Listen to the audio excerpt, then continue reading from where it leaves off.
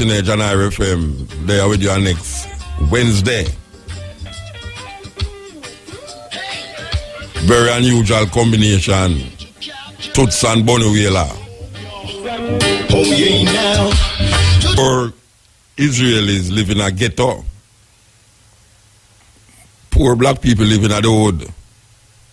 Them call it the neighborhood, but black people have them way for say the hood. Well, it look like the new government here robbing the hood. Can't to where everybody I say, I don't know. What you say? We say them try to keep them promise. But it's a different thing them come up with still. Them guys are, hey, how them say scamming illegal in Jamaica? Are just illegal for certain people? It's like just the people that the youth them don't have be illegal for. Are extortion illegal?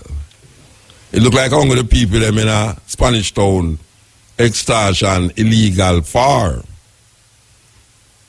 You have a set of people in a Spanish town where extort people.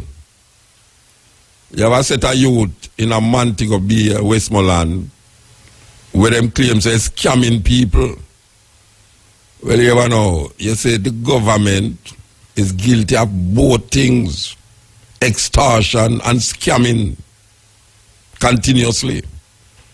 I don't know how it's going to work out, but every time a government, that's why I don't like to talk to politicians on my program. Well, if them call in, I always say that, you know, if a politician call my program, I not tell him so I not talk to him, you know. But you see me now, I not go out there, go get one politician for interview him, you know. Because when you listen to them, if it's a PNP attack, him sound perfectly right. Until you hear the GLP side, it sounds perfectly right. So there's a confusion in the people their mind because one I show you a point of view with sound, but you know say me can't say what I say. And the way you hear the GLP man, you say, boy, you know say me can't say what I say. And really and truly, the two of them are scamming, you know. The two of them are scamming, you know. Pure scamming are going on. Pure scamming are going on in Jamaica. The only difference between the scammers them and Montego Bay and the government scamming, not even the government, the politician them scamming. I never say government because you have some politicians who wait till them in a power for scamming, you know. Them scamming 24/7, 365 days. I mean like 50, how much weeks make a month? A year again. How much months make a year? 12 months. 12 months make a year. In Ethiopia, 13 months make 1 year. But look, man. The scammer them, the only difference between the scammer them in a Montego Bay and the politician them a scam you is that the scammer them when they make money, because you know, but never see come see, there's a saying in Jamaica, never see come see, you know. You hear the man them start to buy gun, buy this, buy that, all sorts of things, we kill off them one another. So the scammer them a kill off them one another, you know. Most of the people them who hear scamming killing, I know people just why unless it's a man where them go in yard and can't find him and say you can't catch Kwaku, you catch him shot. So you go for Tony and Tony not there and him girlfriend there, you kill him girlfriend. Or you go for Tony and him mother there, you kill him mother. So the scammer them really go most of the people them who are dead involved. It's like reprisal killing. See him in a Spanish town. A gang man a kill gang man. Most of the time. Most of the time, a gang man a kill gang man. Most of the killing them, a gang people a kill gang people. Reprisal killing. You see the government or the politician them no business who them kill. You could have rich, you could have poor. As long as them get some little blood for suck like vampire. And that we say I go on. And we not stop say it because over the years we don't see none of them make the living condition of black people any better. Yeah, this one are coming out with prosperity. Prosperity What kind of prosperity we're searching for? We want to be happy, man. That's all it want, to be happy. Because you can't do have money and happy, you know. Yeah, sometimes if your environment clean, your house clean, you know, you don't have no whole heap of money, but you can afford to buy food and carry send your picnic to go to school. And you have a nice little party, you go with some nice fingernail and some horse ear by your head. You're all right, you feel happy. But them people don't want you happy. They want you screw face and skin up your face all the while and tell people go with them for do with them mother and all them something like. And every time them wring your neck with something, or tax you with something, or do something and say that will help. That will help you. When them put on price passing, them say that will help you.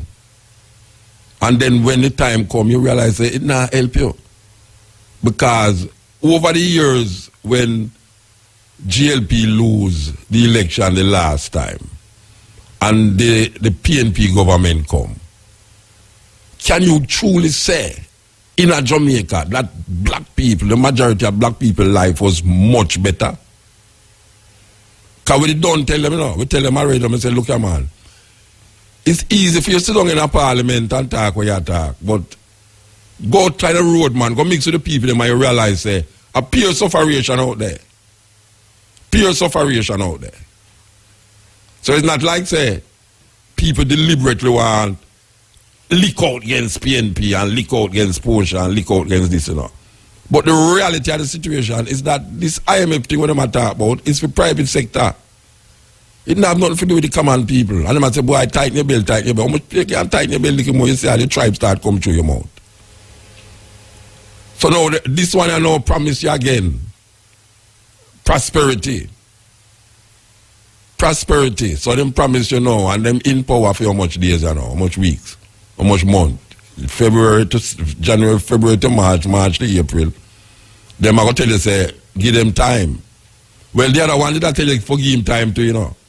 Remember Peter Phillips said, give him time, and you will see the benefits of the pass in the test. So them people have worm, you know, they have diarrhea, they pass in test. But here you know, this guy, you know, promise you prosperity, you know. And him tell the other one, say, anytime PNP in a power, the crime rate zoom up. And you see, as him come in a power, some murder we are going, that all the minister, the new minister, yes or no, Montague, him, I say, him a suggest hanging now, and say, him a call for divine intervention too. I wonder if him and Bunting go to the same church.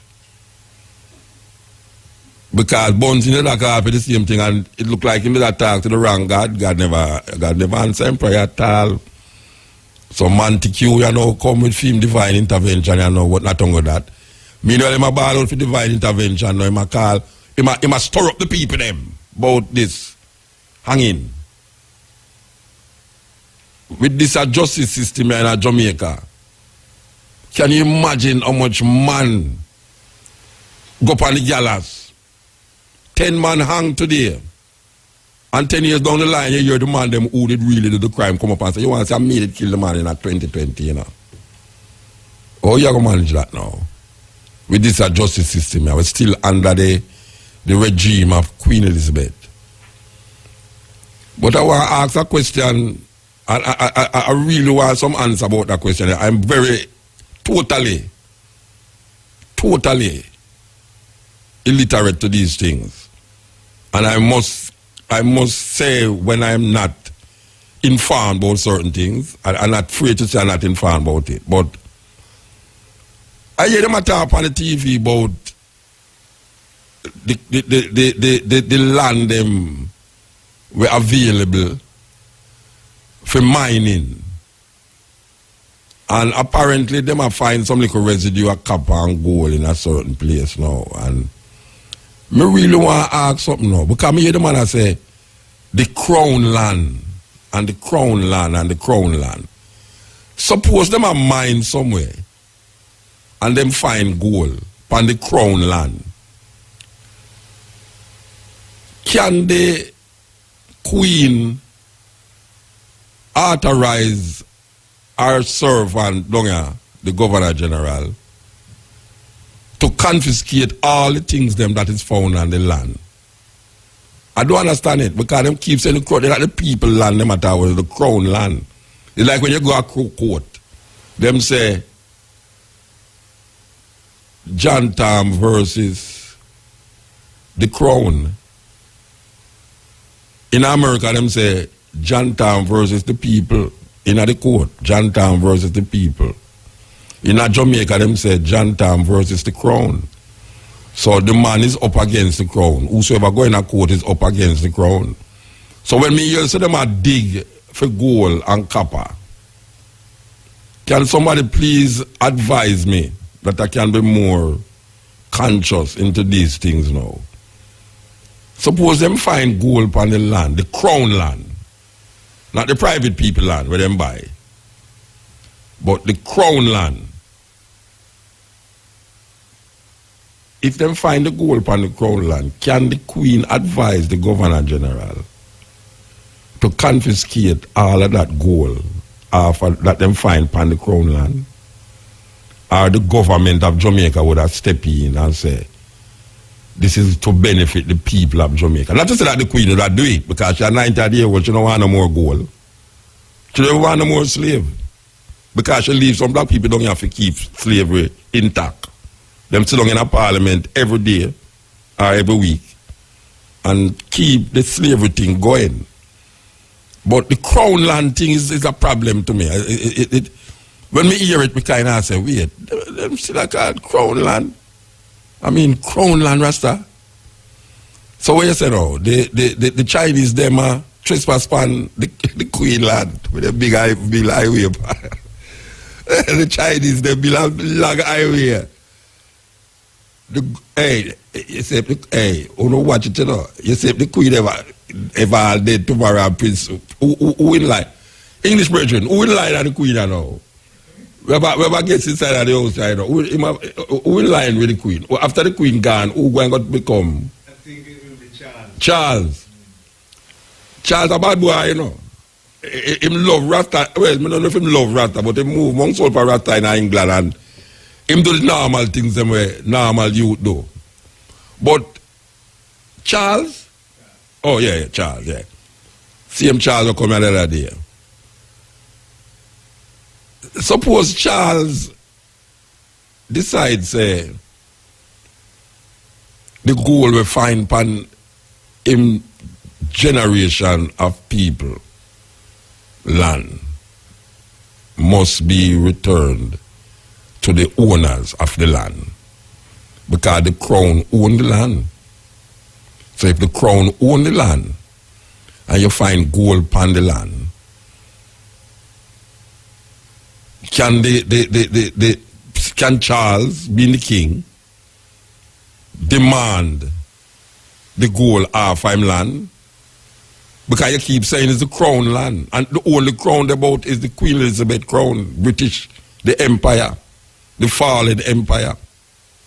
So, I don't know how that's going to work out. So, if somebody can really call and explain to me the intricacies of these political maneuverings, that I can understand it clear, that I can go to my bed and sleep sound, because I don't want to know, say, somewhere in Jamaica, like a piece of land about where I can really deal with certain things and go here say, me go find all high pan it and me here say it's the crown land. It's the crown land. After she owe so much money. You know much the Queen and her successors.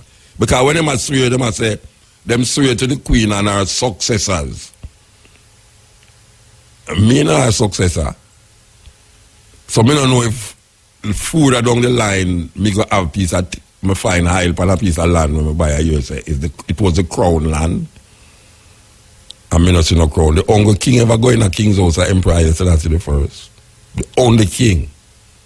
Can you believe that? The only king will ever go in a king's house. Why did they call it king's house in the first place? Why did they call it king's house? But then again, why them call Saint Anne Saint Anne? I mean, who the hell is Saint Anne anyway? Cutting edge. Make we go and play it. All time tune. Listen. Deliberately to make it sound a certain way, you know, but is it from your youth, you know, we are listening to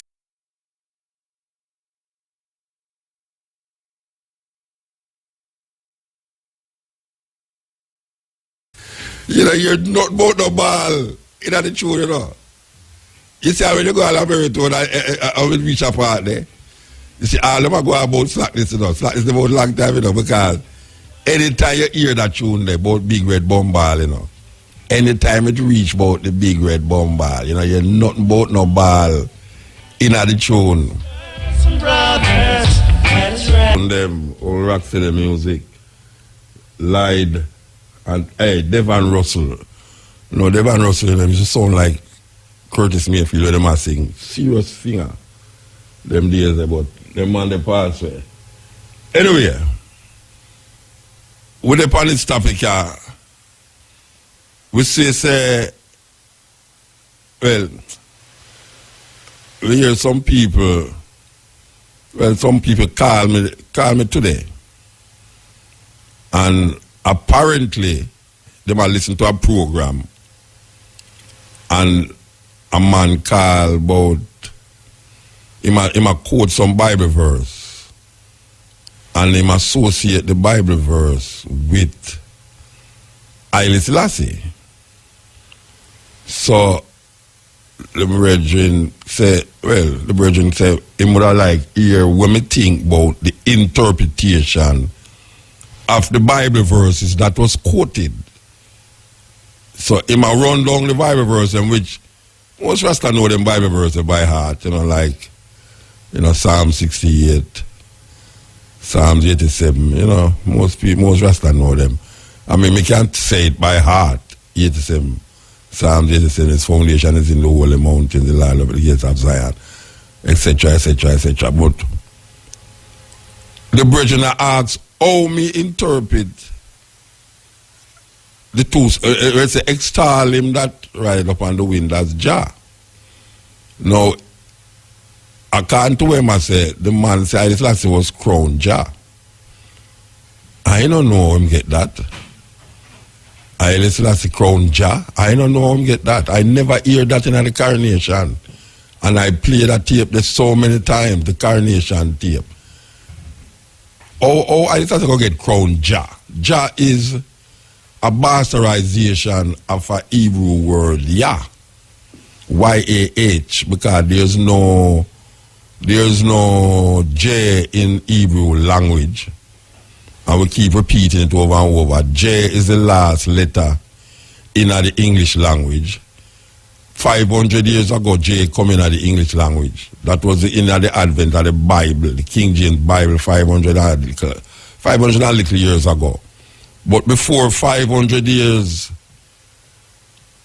like 600 years ago, there was no J in the alphabet, neither in Hebrew.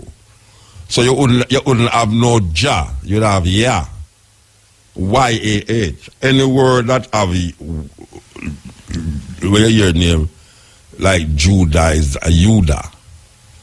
You know, so really and truly now, nobody never crowned Haile Selassie, no Jah. Haile Selassie was crowned Emperor Haile Selassie the First, King of Kings, conquering line of Judah, elect of God. That is where him get crowned officially. Officially. The King of Kings is relating to, because there are many kings in Ethiopia. The emperor is the King of Kings. So it's a different kind of system where, like how you have councillors in Jamaica and you have ministers, where you have the prime minister. The prime minister is the highest minister in the land, even though you have different ministers, but you have prime minister. Well, in Ethiopia, you have many kings, but the emperor is the King of Kings. Thus the title King of Kings. Now, there's no crowning of no emperor as Jah. A Rastaman come with that title upon him, Jah, because he want to relate Jah with the Israelite God, Yah, which is really Yahweh, Yahweh. So him say Jah, because the Rastaman is not familiar with the Hebrew language. Plus, in a Psalm 68, it actually says Jah. A lot of people don't know say the word Jah in the Bible. That is really the unfortunate thing too. A lot of people in Jamaica feel says Rastaman bring up that word there. Jah. But in a Psalm 68, if you should search the King James Bible, you will see in Psalm 68, I think it's verse 4, it says, extol him that rideth upon the wind as Jah. So the Rastaman prefer to use the word Jah most of the time than God. Most of the time. I come up among some Rasta who never used to say God. I keep saying that over and over. People must have wonder what I say. But it's true. I come up among some Rasta man who never used to say God in their mouth at all. No. Psalms 87 is a little more complex. Because in the Psalms, its foundation is in the holy mountain. The Lord loveth the gates of Zion more than all the dwellings of Jacob. Glorious things are spoken of the old city of God. I make mention of Rahab and Babylon to them that know me. Behold, Philistia and Tyre with Ethiopia, this man was born there.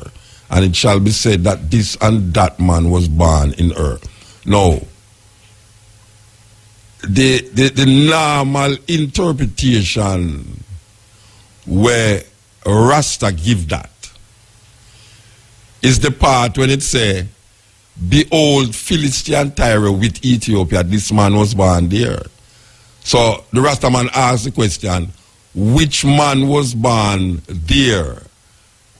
But Fim there is the last country that is called in the stream of countries, behold, Philistia and Tyre with Ethiopia. This man was born there. So him say, which man was born there? Him say, there, where is there? Him say, the psalm that talk about Ethiopia. Now, to be honest with you, I don't really interpret it that way there. And I don't really use that to validate my reference to Haile Selassie. Because its foundation is in the holy mountain. The Lord loveth the gates of Zion more than all the dwellings of Jacob. The gates of Zion is in Jerusalem. It's a mountain where King David used to live. And them claim, say, him buried there. Tony can attest to that. Tony Rebel, my brethren, can attest to that.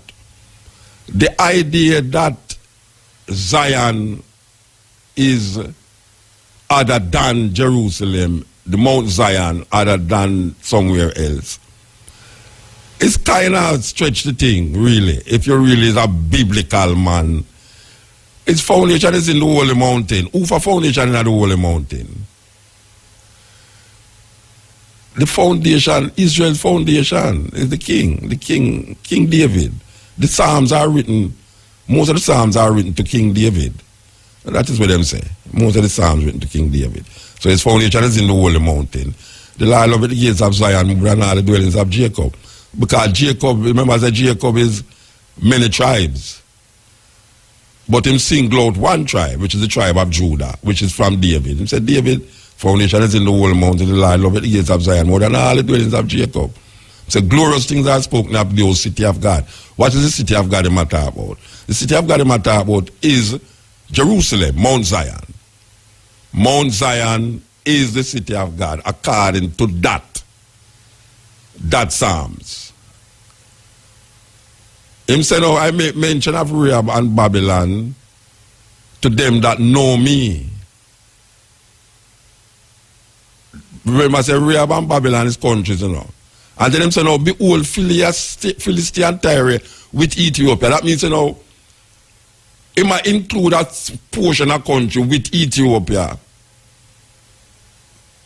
I don't really think that the writer who write the thing a single out a country if you say this man was born there, because they don't tell you say the man who he matter about is the mount that was situated in Mount Zion, the city of the great king.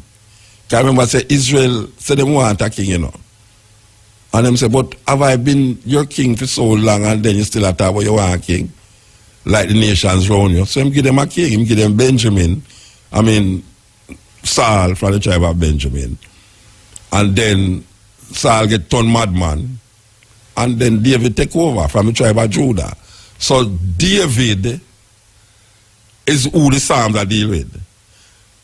Now when you go to Ethiopia, the battle where them reinterpret it to mean that is Mary. The Psalms is written to Mary. That is how them interpret it. The Psalms is written to Mary. The Virgin Mary. The Rastaman take it and him say, there's a specific thing that him use. Him say, with Ethiopia.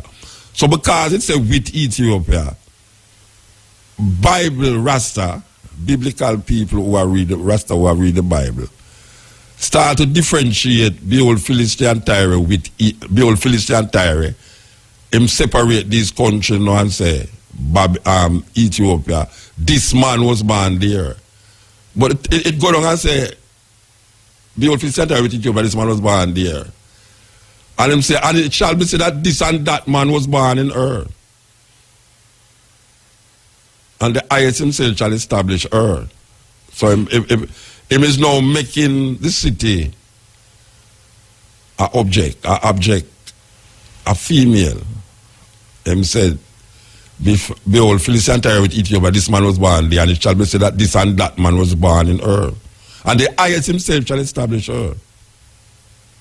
And him say now, who I'm going to register, even the singers and players of instrument will be there.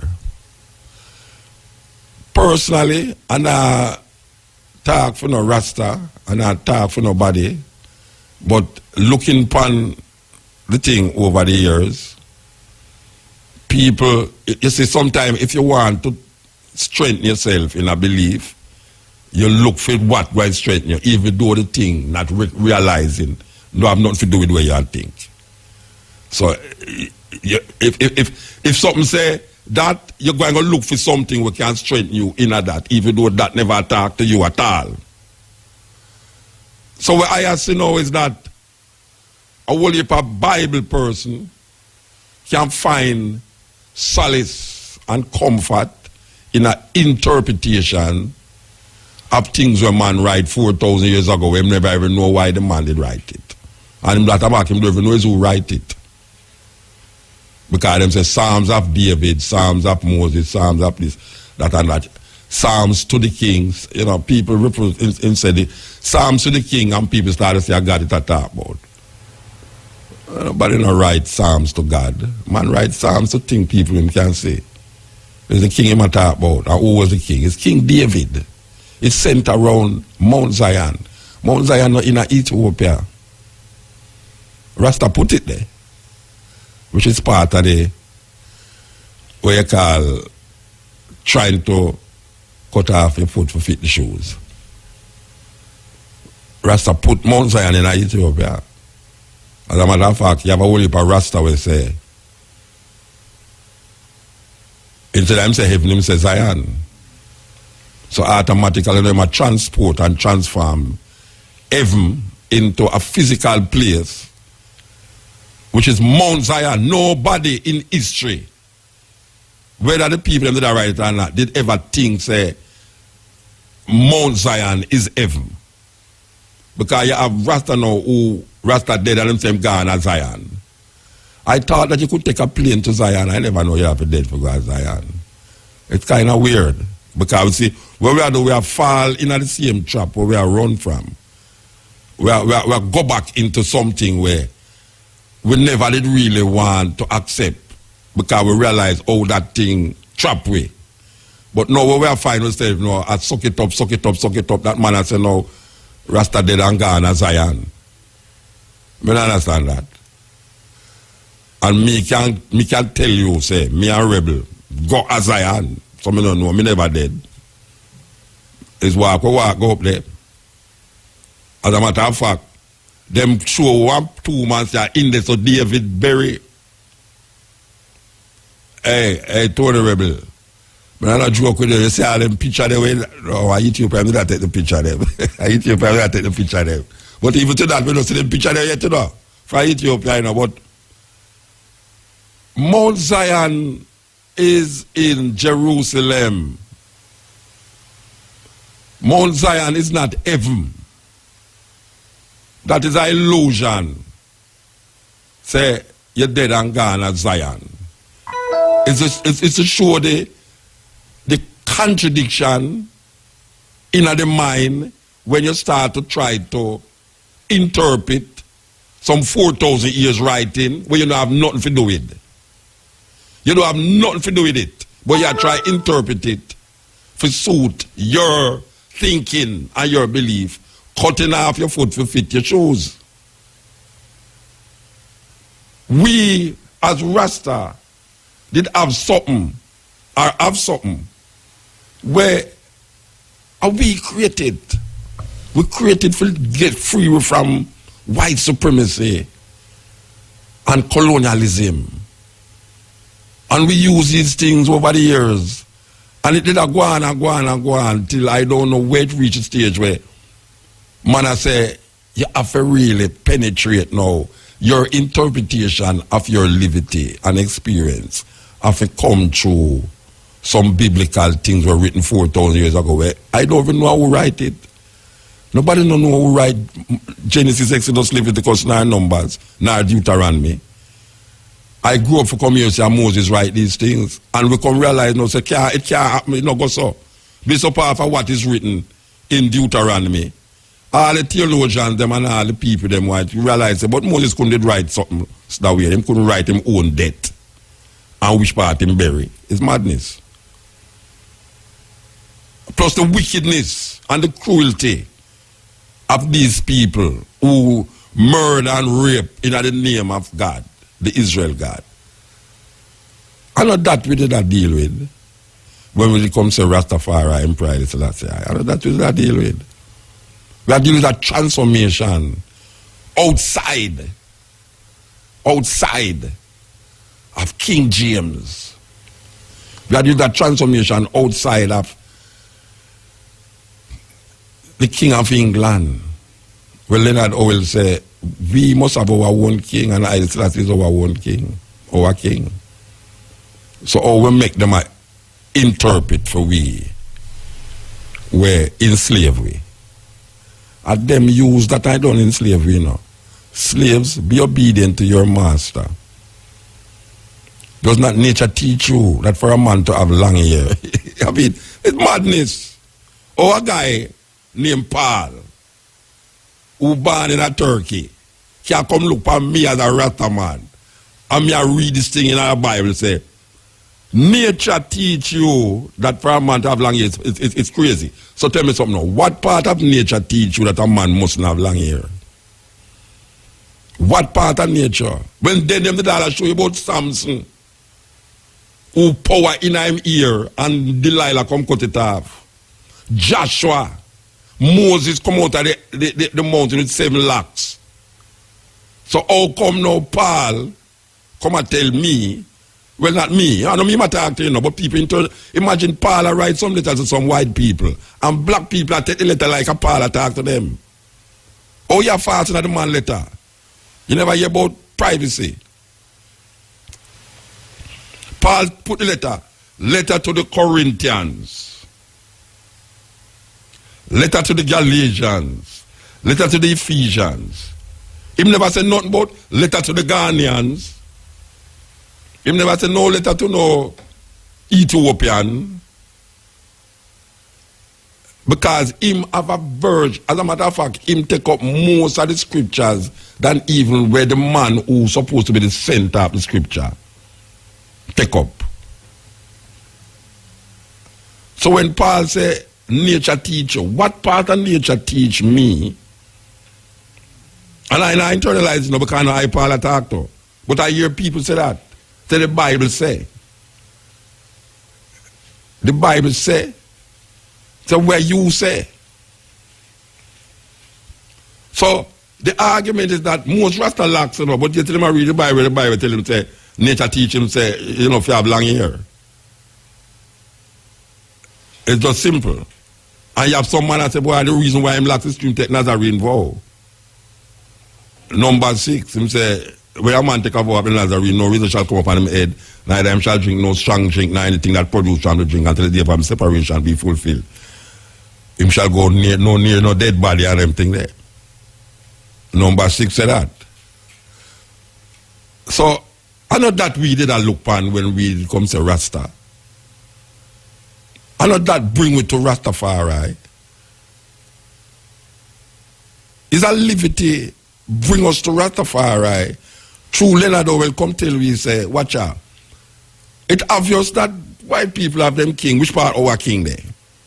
1930, the 2nd of November. A man named Rastafari Makonnen was crowned Emperor Selassie I. And from that we just take it up. And we develop a theology and a culture that is suited for our possibilities. So we see possibilities in the doctrine that Rastafari manifests to us in our living livity, not in our learned livity, where we learn through book. But as time go on, we validate this livity now through the book, because most of us never have no other book but the Bible. It's the only thing black people have in slavery. The Bible. So every part of our spirituality is divine, is defined through that book. And every time we talk, I will come to a conclusion about what we call God. The only way we can know God is through the Bible. No other way. Yet still we did come know Haile Selassie, not through no Bible, it's not Bible show that. And because it's not Bible show, we develop our own consciousness and own philosophy around our liberty. That's why we could have tell people say ital food and develop our language to counteract English language. Because we realize that the English language is not adequate enough to express what we want to say. Because it's the sound and the power of the word we are dealing with, not the spelling of the word.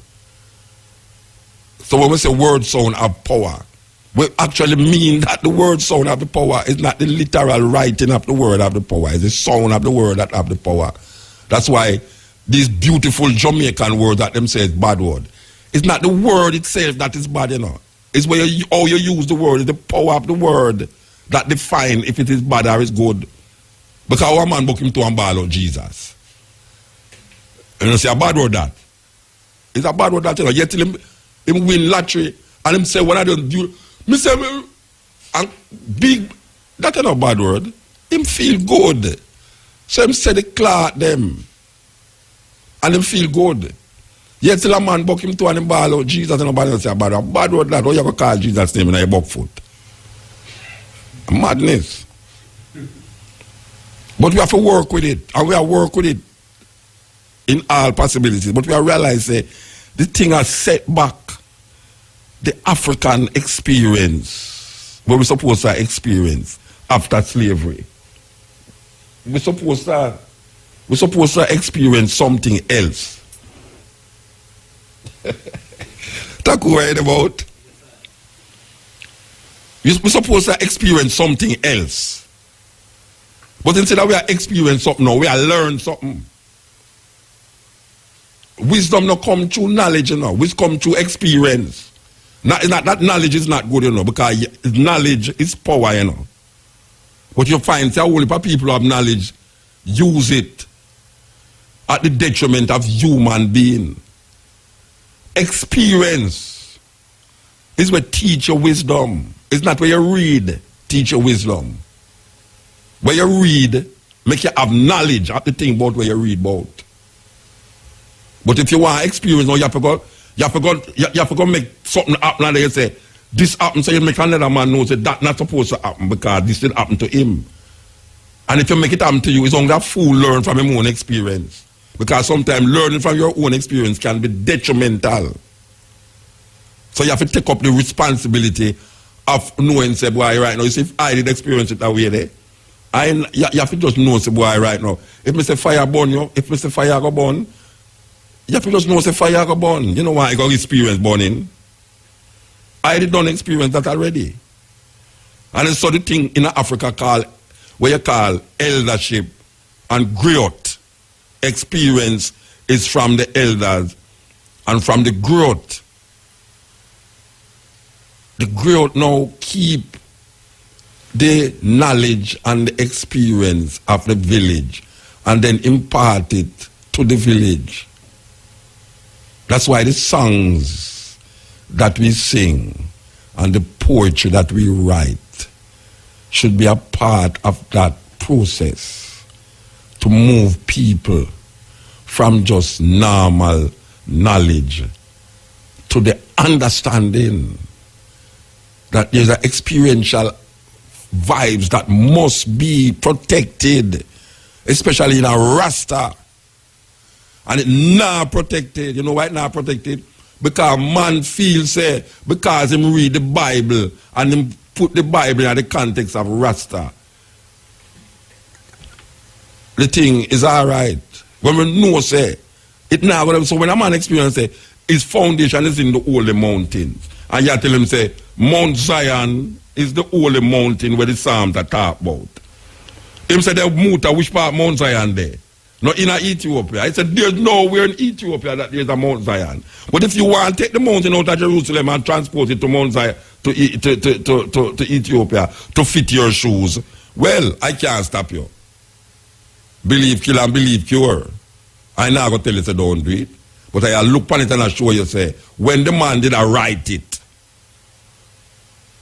4,000 or 5,000 years ago, he might talk about for him knowledge and for him experience. And you can't come now take that man the experience and come claim, say, when you interpret now to satisfy your dilemma or delusion.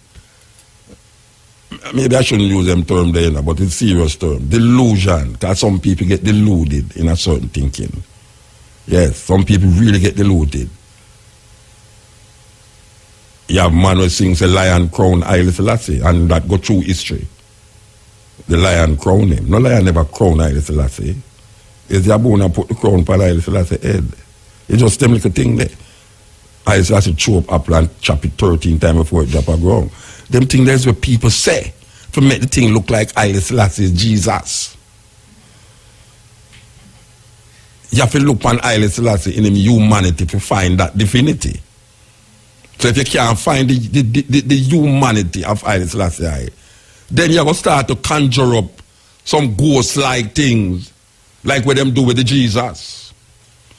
So we are trying to put Jesus and Haile Selassie in a one bag now, and I say, Haile Selassie are Jesus, because Haile Selassie did walk on water in them days. Walk on which water and feed 5,000 people. Well, if that could happen, we want some Jesus right now. In Africa, in Asia. Give him three bread and say, see some HTB bread, go and go feed the people them. I'm just going at the bank and just take out $200 and it just multiply.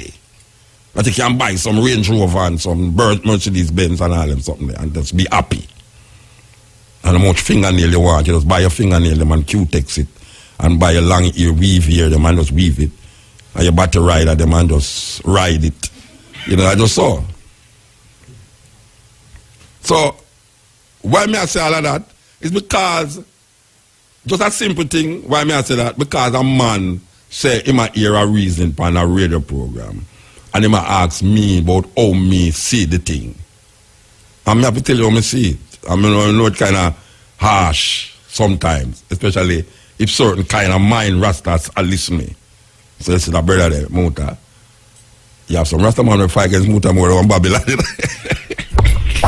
Yeah, so Rasta man who fight against Muta, you say, oh, the brother there, Rasta, you know. The man if I got trim. We know, but at 25 years we now, we can't do no better now. I mean, if you take it off of the radio, so now, it don't go on trial. So the man sitting up in front of me, 6,000, you are going to 7,000, go in the celebration. Go sit down. Million, sorry, I said 6,000. 6 million, you are going to 7,000, 7 million. You know, hear me talk about this brethren here, who put cutting edge and stepping razor upon the but I was segueing that thing nicey, man. Oh gosh, man. It's like we have a program in front of me, man. We segueing and the thing sweet. Here we are talking about this brethren, BSA. I'm going to tell you what to do. Yeah. Here we are talking about this brethren named BSA, who actually put cutting edge and stepping razor upon the YouTube, to the point where now him have statistics for talk about. Oh, you know, man? It's a privilege to be here. The first me meet you, don't it? First, and I know you from I was 12 in a book. I see you in a book, and this is the first. And you look older than me? Stop it, You know what? Stop it. And Brian say you look older than me. Lie. Brian say, oh, you're Lie. You look older than me. Oh, you mean, me have a year per mile that you never have none. My beard grade and your beard grade. Same thing. It's my silver. Nowadays, me not trust man with beard and bald head, you know. Them could have a bomber and eat them shirt. No, it's not true. Anyway, me so like Trump. Me so like Trump, right? That's all. But here we are saying, oh, welcome to Jamaica, brethren. Thank you. No, my wife asked me today if you're Jamaican. My mom and dad were born here. Were you born in England? Yeah. Like everybody else. Your mother and father go on the banana boat?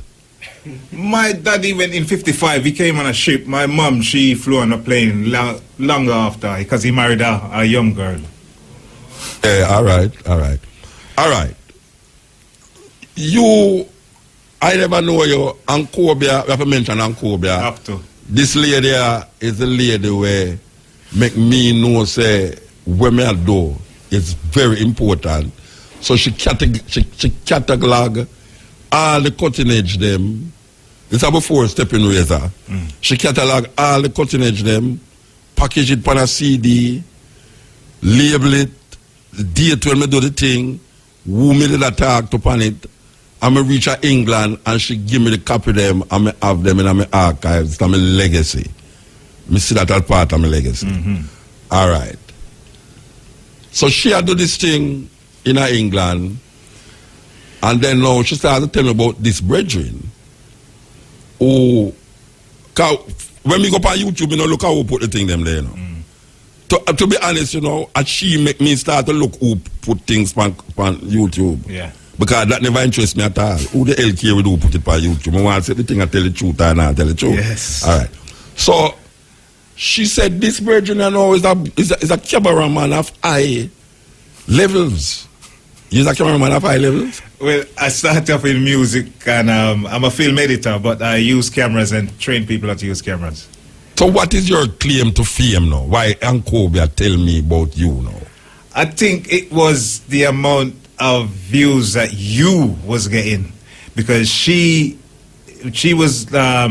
follows you, and I'm posting her up and views are going up, so she just reports back to you what she's seeing. She never knew who I was. I heard about her. I was very jealous of her because of how you say she packaged the thing and everything, and I wanted to have that seat.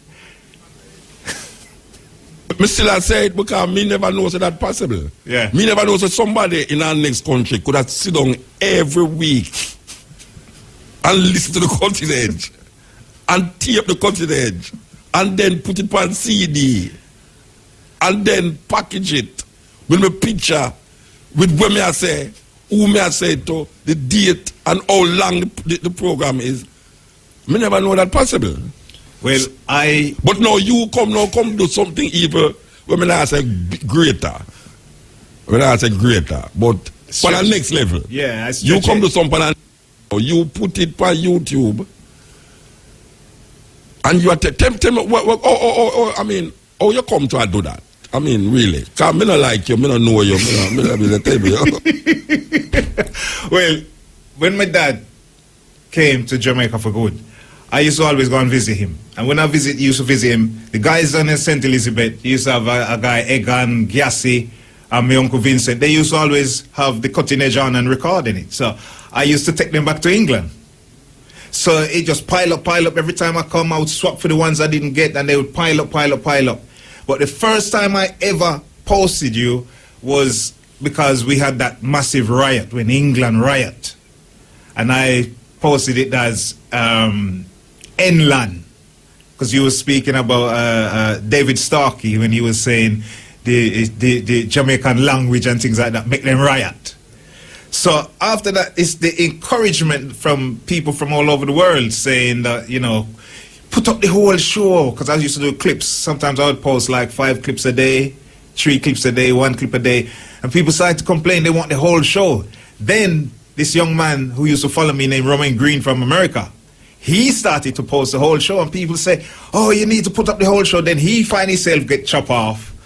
And then people know, because they're so used to the whole show, they said they want me to post. All right, hold on. You know, so we have police out there waiting for you to lock you up. Yeah, why you do that, you know? You're a protector. You're a protector. We have police, Brian. You're the man admit to crime. Yeah. The man inside admit to crime, you know. The whole world here admit to a criminal activity. All right, go on, talk. So he started to post them, and they incriminate yourself more. He got banned, and when he got banned, everybody from his little selection came over to mine for the full show, and I noticed this big growth. And stick up in. Remember where it's part. Well, listen to this now. Last week, I don't know if you did hear the program. Yeah. Last week we had the brethren from Galaxy. Yes. The first time I go to England, is Galaxy I hear a playback the cutting edge, right? Till now you have at the next radio station. SLR. All right now. The problem with Galaxy is the same problem the other brethren must have, that Galaxy use a 90-minute cassette to tape the program. But the program is really 2 90-minute cassettes or 4 1-hour cassettes, 4 60-minute cassettes. So the people them is always complaining to Galaxy, say, want to the rest of the program, because just when it reaches the meat of the matter now, the program done. Galaxy don't have a problem. SLR now, what them do now is like me attack now. It's there in England and blow up the place. Right, this very circle. Right now. So you know, find yourself in another dilemma there now. I mean the brethren. So you now take space for that brethren. Roman Green, yeah. So I stepped in. Well, I was already there. I've been doing it a long time. And he said, mind they cut you off. I said, if they cut me off, I'll just go into my cassettes then, which I have from years ago. So it wouldn't bother me. But the first time I get recognition, it was a Christian woman, because you have a lot of Christians subscribing to the channel. Of course, for argument. Definitely. It's just for argument. Most of Christians listen to this program. Just for argument. Yeah. And this woman says, congratulations. I wasn't looking at the hits. Congratulations on your first million. You and Mutabaruka will be welcoming them into the pits of hell. And she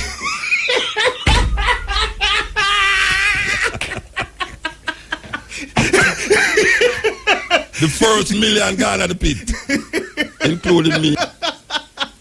So she said, me and you will be welcoming them to the pits of hell. So obviously they were looking, but I wasn't looking.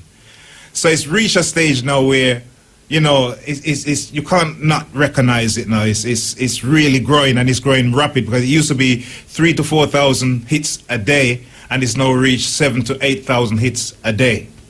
Growing. And people subscribe every single day of the week. And with statistics, with YouTube, you can tell how many girls between the age of 15 to 20. From 20 Are you serious? Yeah, from 20 to 25, from 25 to 30. Like who vote for who, which age, which demographic, and whatsoever. Like the polling. Yeah. So all them do that. Well, when you give your name and address, and you give your date of birth, and you sign on, and you everything's logged. So when you now go hit something and it goes in the statistics, it knows your name, your country, your address, and what happens is it's all logged as numbers. So you have in India, you have a certain amount of numbers, and then it breaks down how many girls, how many boys, how many men, age group and all age that. group. Yeah. Scientific business. Yeah. All right. So your computer know exactly where you're going. I'm going to show you in a minute. Yeah. Tell me. Is the statistics, you can see how many countries on planet Earth, which is, I think, you're going out to about 192 at the moment. So you go out to 192 countries. You're going to have some with high hits, some with low hits. So you can tell when you got how many subscribers per day. You can tell how many hits per day. You can tell what age is subscribing, what age is hitting the channel. It's really broken down. The statistics is broken down, so you can work out. If it was me, I can work out. Say I'm going to do a tour in the Amazon then, because I can see the amount of hits going. Okay, so at some you're gonna make the money now.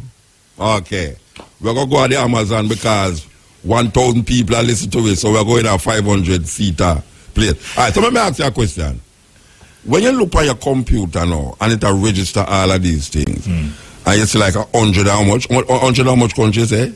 192. 192 countries are listen to it on the computer, step cutting edge and stepping razor now. Tell me now, like some of the countries them where it did surprise you, as a man who did put it up there, it did surprise you that people actually are listening to this thing here. This brother here rant and rave, so. Out of Jamaica, England, America, I think all of the rest, when you're talking about Papua New Guinea and Iraq and Philippines and New Zealand and countries I've never heard of, it's shocking. That's why I say I have to show you. And the name of the country them on your computer? You have to see it. You have to see it. You have to see it. You're serious? Yeah, you have to see it. And it show you how much people are listening. I mean, when them call it in other countries. You will see today. You will see today. Here one now. As you talk about if 50,000 people are hit me in England, we're supposed to draw at least 10,000 people when we go there, don't they? Yeah. All right. So one night a brother called me, a Jamaican brother. It looked like him at work in the Middle East and thing.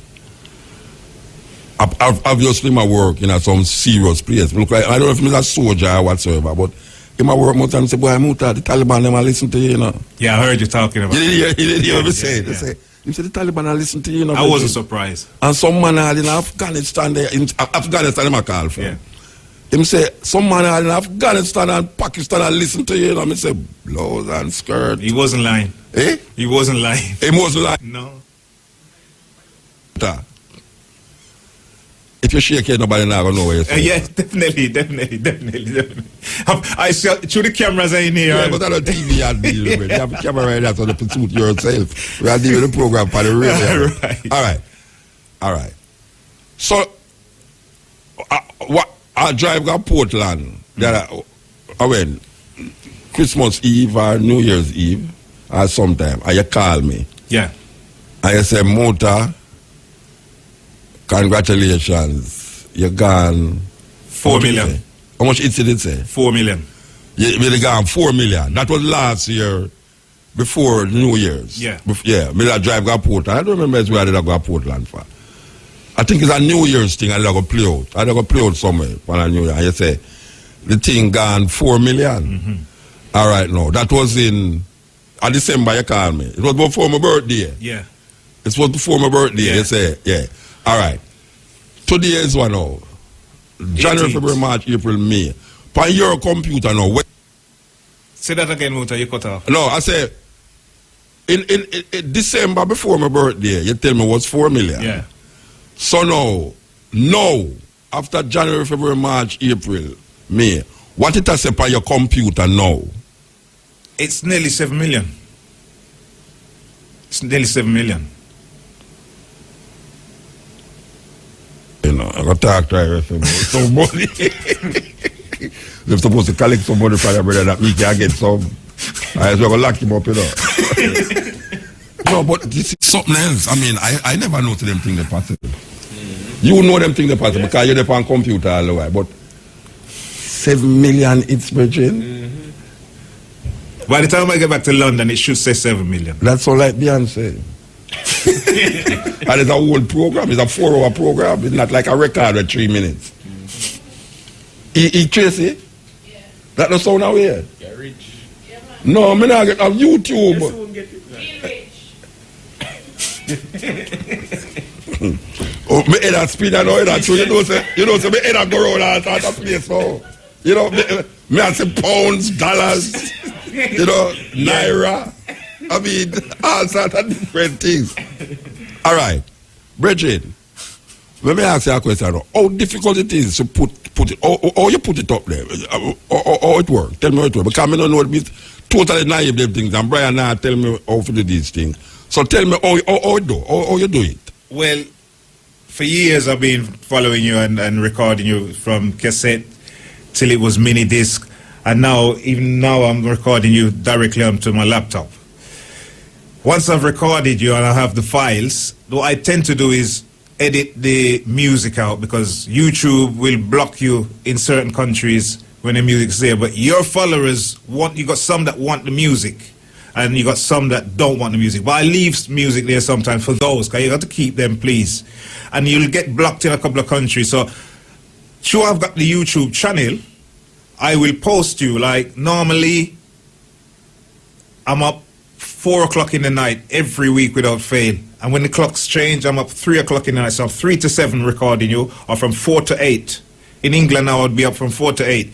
So, Virgin just called me from England, you know. I'm here to tell him, say, Virgin, me can't talk to you now, you know. Call me 6 o'clock your time, which is 12 o'clock my time, in the day. When I say 6 o'clock, you know, in my count, 4 o'clock now, you know, 4, 5, 6, 7, 8, 9, 10. And I'm saying, call me now, 4 o'clock tomorrow. Yeah. That's why I'm mad. Call me back 6 o'clock in the evening, your time. That's that. So you say, no, you're up. I'm up those times without fail, just like how the Christians go to church. So I will edit the show after the show or during my recording, depending on what I'm doing. And then I will post about an hour after the show finish.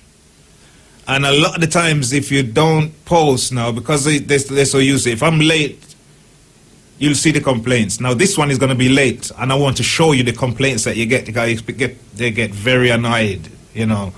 And a brethren who are post. Romain Green. Him still there to do it?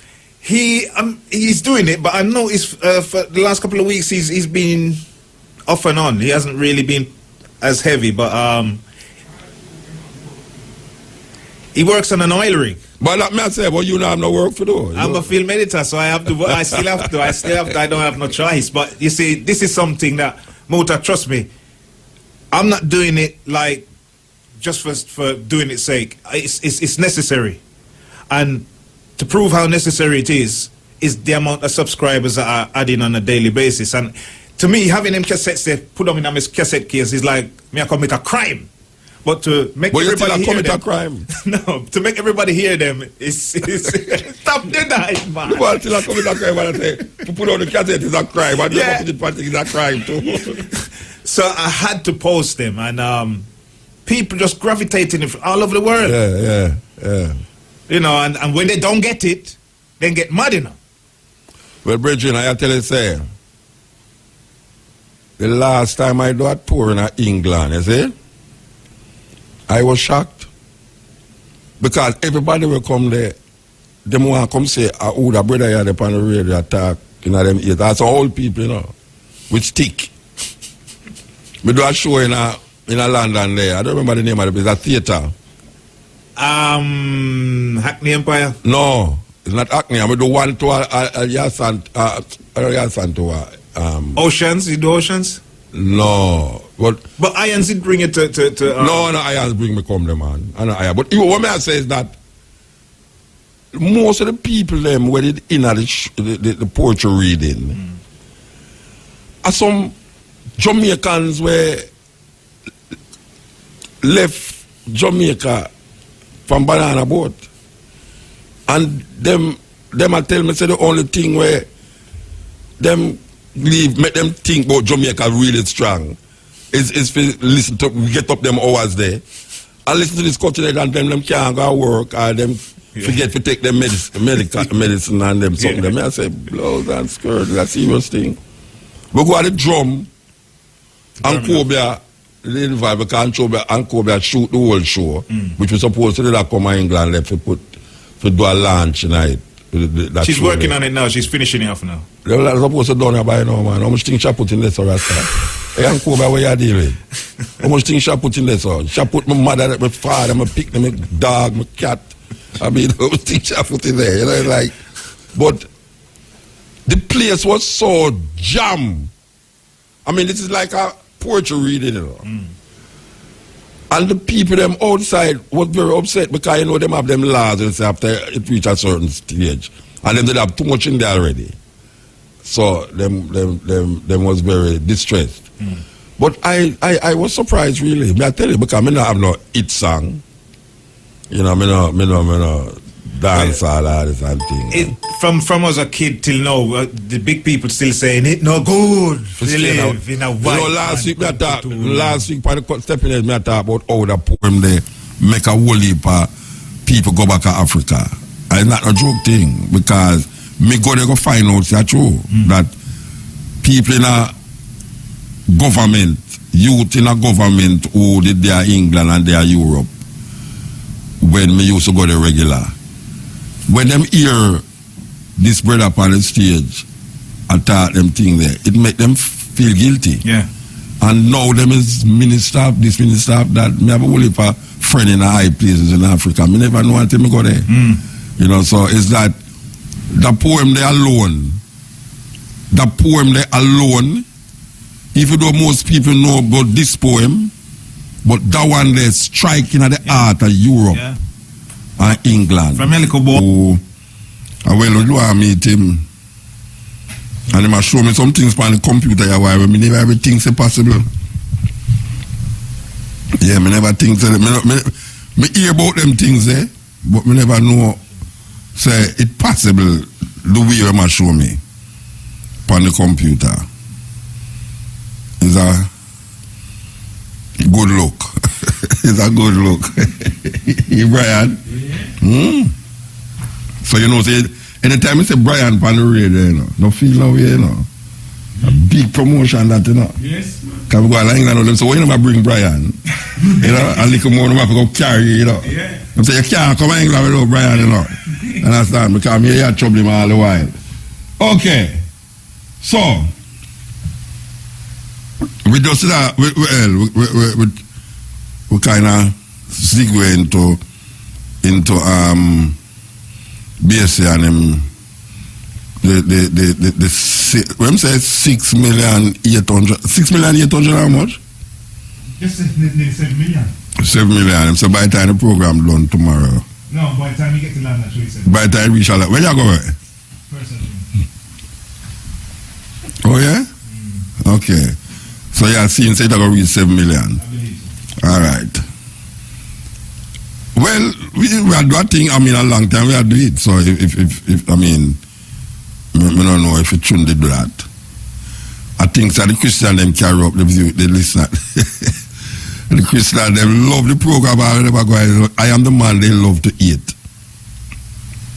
Can we talk certain things and it make them go search, and that is good. It's good for the education of the mind. That a lot of people don't know what we are talking about. That's why in the early days them used to say we're mad and we are idiot. Today, just today, I talk to a little youth. I call him a savior in the food business.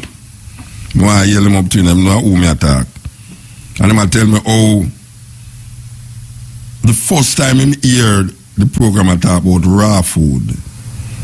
I don't know if it's Iris in the ear. Me and Iris. He said the first time he hear it, he was taken back because he couldn't understand what me I say. How you cannot cook. And then him decide say, it's a really interesting story, man tell me. It's really interesting. Him say, him decide say, boy, right now, him have to go find out about this thing here. And him has to do his research now and him hear about a bridge in a town where I have a raw food restaurant. And him say, him there in a Alman town.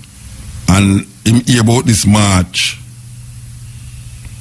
This march will go happen, and him hear him say, "Me go dip on the march."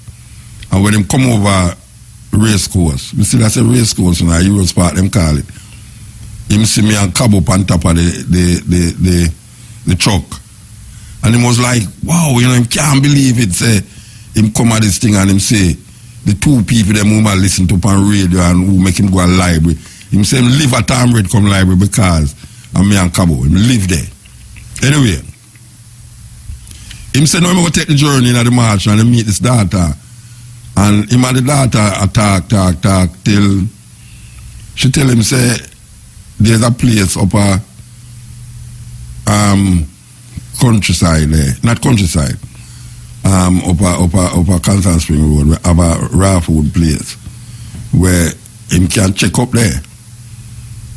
So when him go up there now, he was frightened because him say him can't believe say he might listen to this program here when him a little youth come a town, try to figure out him hear about this march, the Carroll Garden march, come over race course. See the two people that mama listen to from him a picnic. When him grandmother used to tell him, say, damn foolishness, mad people. I listen to them damn foolish, mad Rasta people them. And him just persevere till right now he is one of the youngest and best raw food expert I know in a Jamaica. And I make no apology for say that. He is one of the best raw food expert because him take him things serious. Him say he was on that training him supposed to be on that training for 2 weeks and it's 1 week. I want to tell him say boy him can start work and get money and pay and everything and him still didn't know see there. Him control the store, him control the younger down here so. So I want to big up the youth, you know, because the youth tell me a story that will really make me feel like wow, you know. I mean, you mean say one little program could have inspire and change the youth so much that right now him say that him want to do. Him is one of the best, the youngest, best raw food. What them call him chef. I don't know if you want to call him chef because no cooking no involved in it, but believe you me. So when me hear that now me I say put on top of the mount of youth them, including a brother that will say him older, him younger than me, but when him at 12 him a listen to me. He was going like to be 12 years older than him. When me hear people say that, and the amount of youth were invite we. Most of the time I left Yanga University, some youth were used to listen to continuous with them people that must not the damn foolishness, damn mad boy where I walk up and down barefoot. Turn off the radio and go to your bed. You them to them have to take them radio and put on them pillow. That time they never used to have no headphone. Them take the radio and put on the pillow and I listen to the program. And the program still there. After 20 years, the program still there. And we still go through. Now we hear say people listen to it all in Afghanistan, Vietnam. What the hell somebody listen to this program and find out Vietnam? I mean, it must have listened for the language. Most of the language you listen say I'm fascinated by the language. I want to read a letter we are brethren right from Connecticut. I don't read really letter upon a program, but I mean, me start to feel like it's almost like I don't know if we can say tears come on my eye because one time tears come on my eye on a stage. I think 60 Takura in the place at all. Takura keep on Poetry Festival and some youth come on me this and believe you me, I start crying. I start crying on the stage. But this the same feeling, this brethren write me and tell me say him go on the YouTube and BSC if you hear this. You hear this experience, you know. I should have read it, you know, I have to find it on the computer. The brethren say him go to college in Connecticut and him feel say going on the YouTube is such something, such a him can't, when me listen to, when I say, him get so addicted to it that every day him go on it. And even though him don't know me, but him I say, it really inspire him. And in him class now, he must study anthropology. And him professor give him, say must write on a cultural, something cultural. And him say I'm going to write about Rasta. But him know say him couldn't really get to interview me personally. So guess what the youth do now? The youth go up on the YouTube and interview me. What I mean? It means you know, him look on, him search all of the program them. Just like when I talk about the Bible a while ago and Rasta. Him search all of the program them. When we talk about Rasta, and it's like him set the question them where him want answer, and when him search the YouTube, him find the answer where I look for and write it down. And him say, Mutabaruka, I carried it to my professor and I got an A. Him get an A. And him never meet me yet. Never meet me yet. It's like him a interview the YouTube. When the youth tell me say, when the youth write down, say me write down the question them. And him interview me through the YouTube.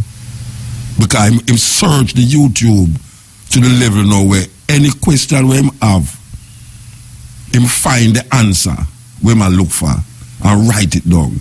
And the professor give him an A. And me write him back. Me write him back and say, Brethren, he's the most creative person I ever meet. And I don't meet you. Because if you can interview somebody off of YouTube and get an A off of it, you must be a genius. The youth say I'm going to send me the paper. Yeah, him say I'm going to send me the paper where him get the A for it. You got so much information on there in the world. One day him want to meet me. And you know, say if me go work at Connecticut, me go find a youth there. You find you first. No man, if me go back at Connecticut, me go find a youth there, brethren, because it's amazing. But this is one story of many stories where youth now, over the years when me talk about this thing, where them parents used to tell them must lock off the radio and stop listening to this little damn barefoot boy, Rasta boy. And now, them go to university, and the same thing them when them hear on the program, and that them hear in them class, in the university. That is why them send for me. You have Caribbean cultural, in them university, Caribbean, this Caribbean, where them get money for bringing speakers and them thing there. And that's something me get for go a whole heap of them university there. Me remember a youth sent for me in a Yale University, them call it Master's T. I was shocked. Because I can't believe, say, me little poem them I write down and so. Me there in a Yale University, them have Master's T with all these big professors and things sitting around me. And I discuss my poem them. So yeah, this is where I go out there, so you understand? And now I get to come know the brethren. And the brethren who did allow that to happen. Where him eventually make me go other places. And that can serve as a really example to for other poets.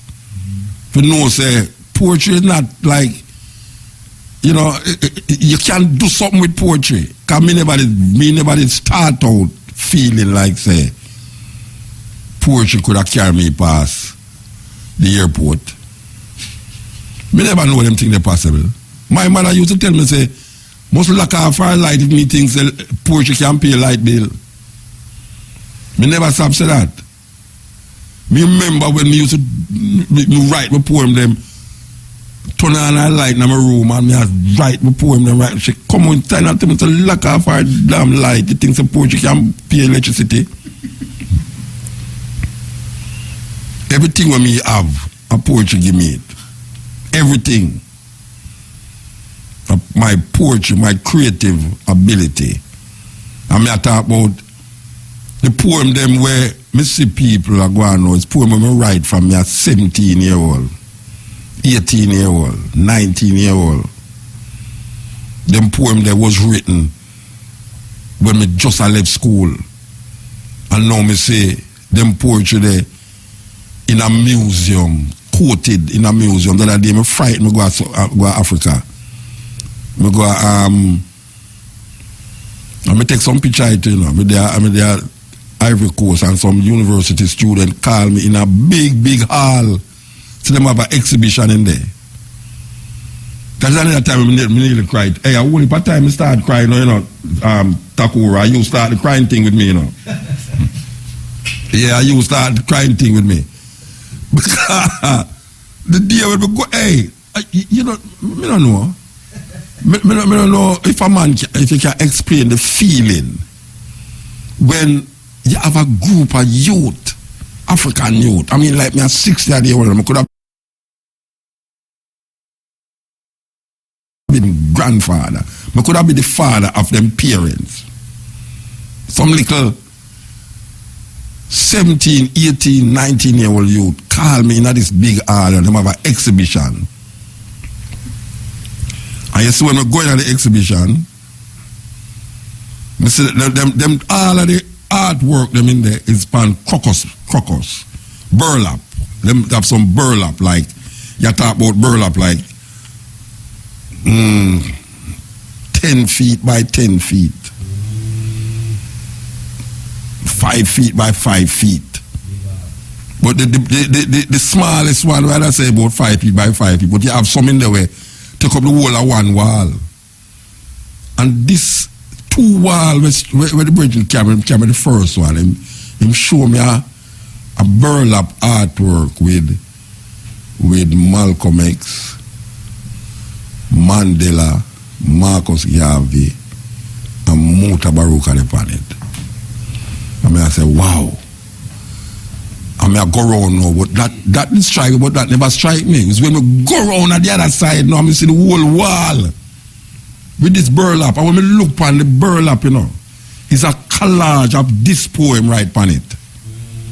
A collage. Them have this poem, part of this poem on one part, and then them put the words, them in the whole collage, the whole crocus, the whole the burlap.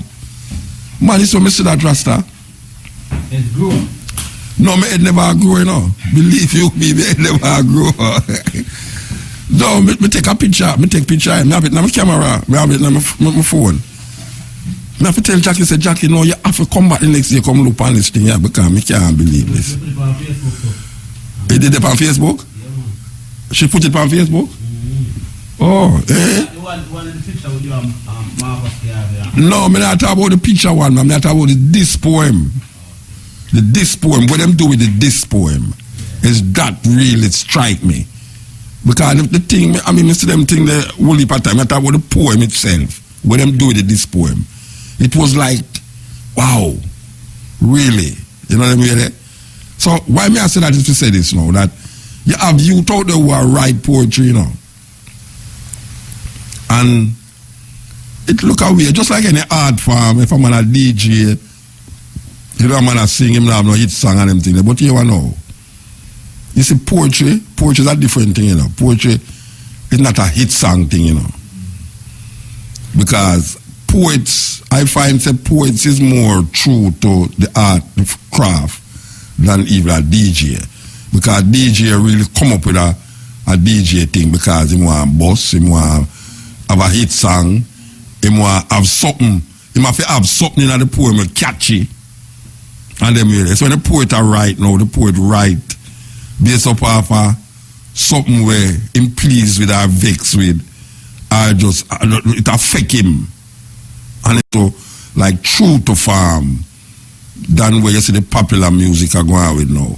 That's why most time the music now, it's not so poppy. The poetry not so poppy. But the poetry lasts longer. I'm not telling you this. The poetry lasts longer. Because me can write a poem from me at 17. And now, me say, me in my 60s as of now, and me I see it in a universities, what woman, I mean, me see it all over the place. I mean, the book People are study, people are pass exam with it, people are get them doctorate over it, people are get them PhD or fight and all them something like. I mean I say, okay, our youth to understand how serious it is. How serious this thing is.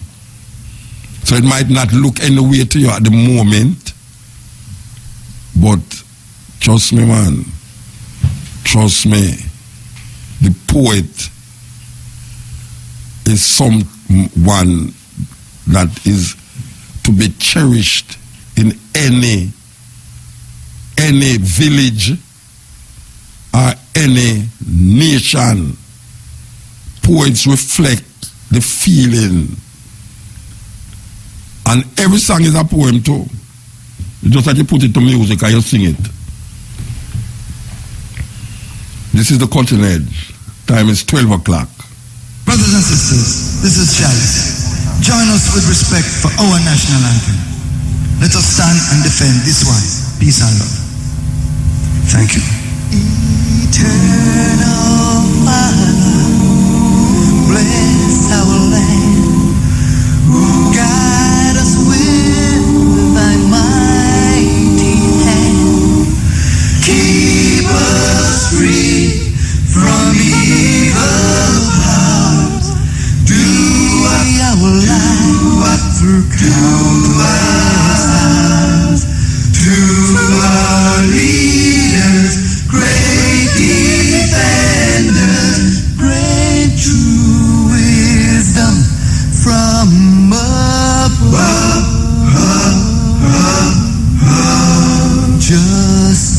Justice, truth, be ours forever. Jamaica, land we love. Jamaica, Jamaica, Jamaica, land we love.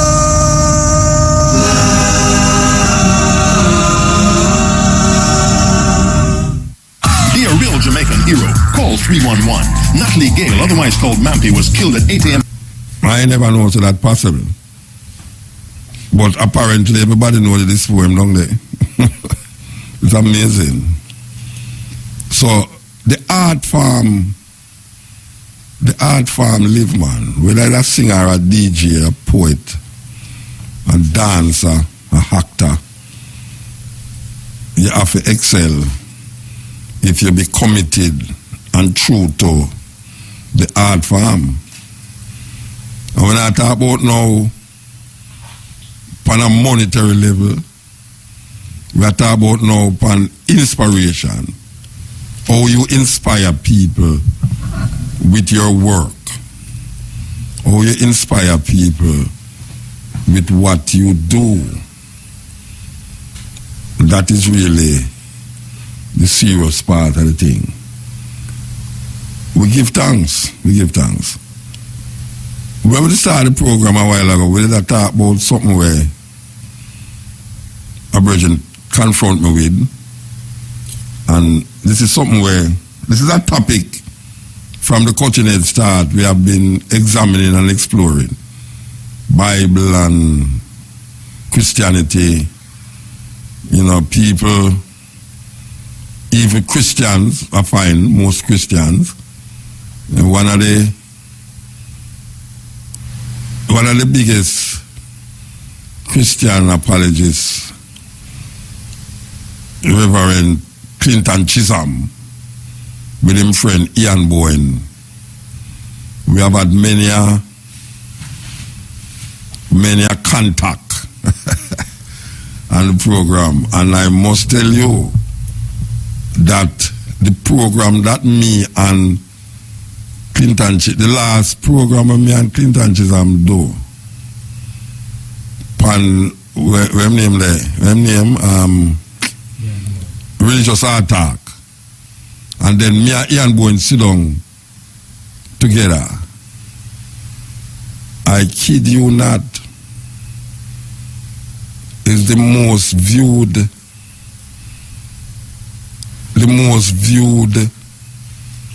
religious attack in a Ian Bowen's historical life. I remember I asked Ian Bowen to come on my program and he declined, you know. And I said, you know, I'm not go back on the program. But then I said, I'm not going to spite him that way there. Him asked me if you come on the program. And I really think about it. With so much different things that have been, you know, new information with him too. Because, you know, him kind of open-minded even though him not look that way there. But you can't hear him reason for him program that him kind of open-minded. And I know, say, one of the reasons why I want to come is to me and him discuss these new information to him. Because when him talk about these things when me talk about long time, but nobody know appreciate what me I say. Because them feel me who's me, what authority am I speaking on? My authority is reading and having a critical mind. And I think, and I doubt. Some people afraid for doubt. Well, I am one of the biggest doubters. Because when I doubt, it leads me to go question things and examine things and come to conclusion about things through examination. So I don't really just doubt so. But I know say doubt lead me to other things. So Ian Boy now is a man where him not same doubt, but me know same doubt. Because me hear him reason on the radio with other Christians. Me hear him reason. So him have some things where him have enough in mind. So me I go back on him program. With when me I tell him say, when me want to do, me not gonna make him decide when my Rastaman lick against me on him program. Yeah, so Rastaman go for the radio, go for the TV and lick against me. You know. You have a bridge there, Rastaman Dito. Where the man talk some things all the time, I have to know I'm not telling you about the bridge. I say, when me do this bridge there? Why am I lick against me so? And then you have my next bridge, my dearly beloved bridge from up on the top of the hill, up on top of the mountain there. Fear God, Dermot, it make Durkos fear God lick against me, you know. And me I say, but Dermot make the man that turn him around and lick against me, so. And me and Dermot are brethren. Me and Dermot are brethren, you know. But me not gonna make a man make me go up on the radio. And to be put more polite, a ballad, make me go up on the radio and lick against a Rastaman on the radio. No man. If me want to lick against Rastaman, me know for lick against Rasta. But in terms of theology, it's something where people have to contend with in their life perpetually. A man that change in political persuasion, but in religion very difficult. But we in the Western world also is confronted with one religion that decide our thought and our behavior. And you have to come outside now. Yourself. You have to come outside of yourself to find, say, there's other ways of looking at things.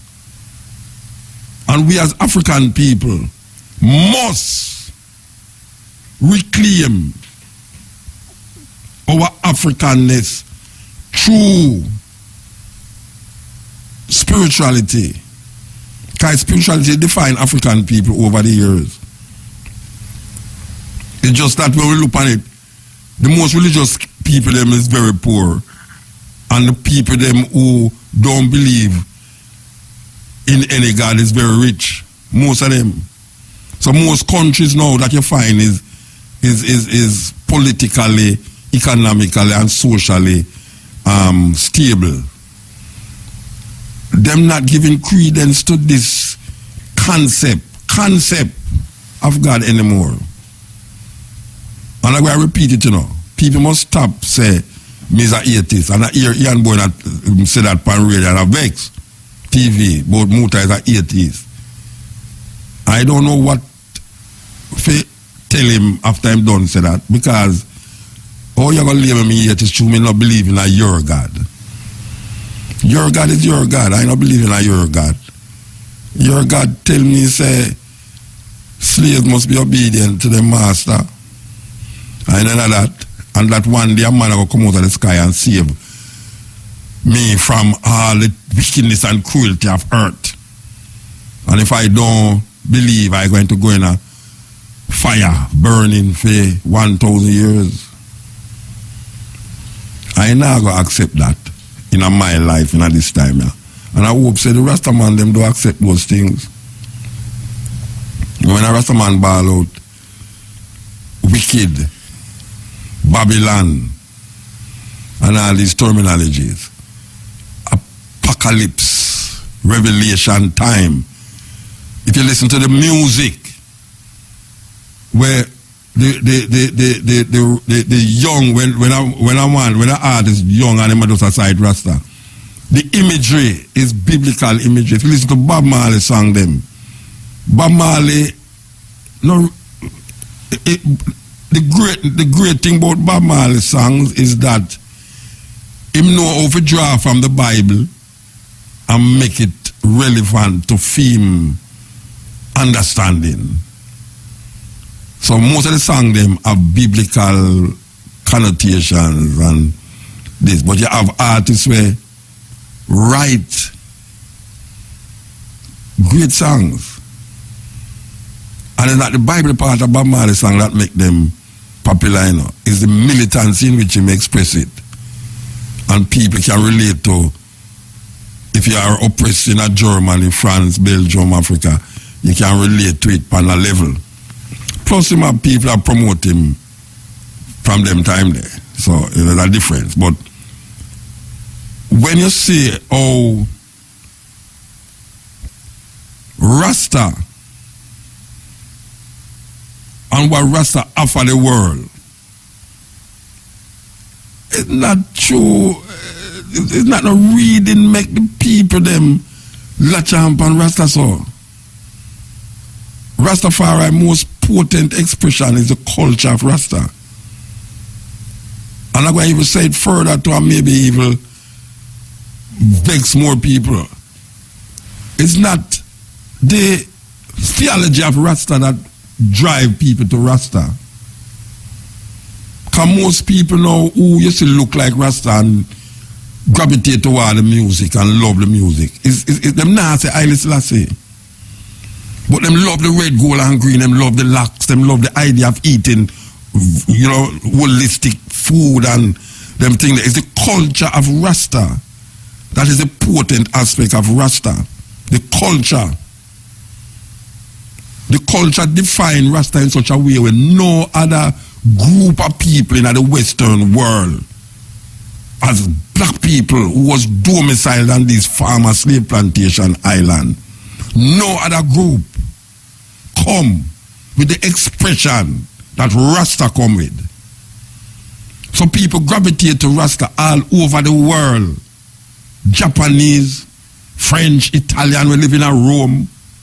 When you go, the biggest draw Bob Marley have a concert is right there in Italy, in a Rome. 100,000 people without any opening act. Bob Marley draw 100,000 people in a concert without any opening act. In Italy, Rome.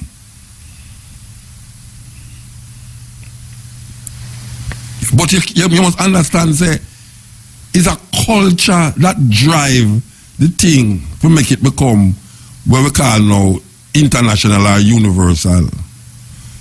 The theology. Most people, if you check them, all these old white people are coming here and a Rastafari and dreadlocks and things. Them don't have nothing with Haile Selassie.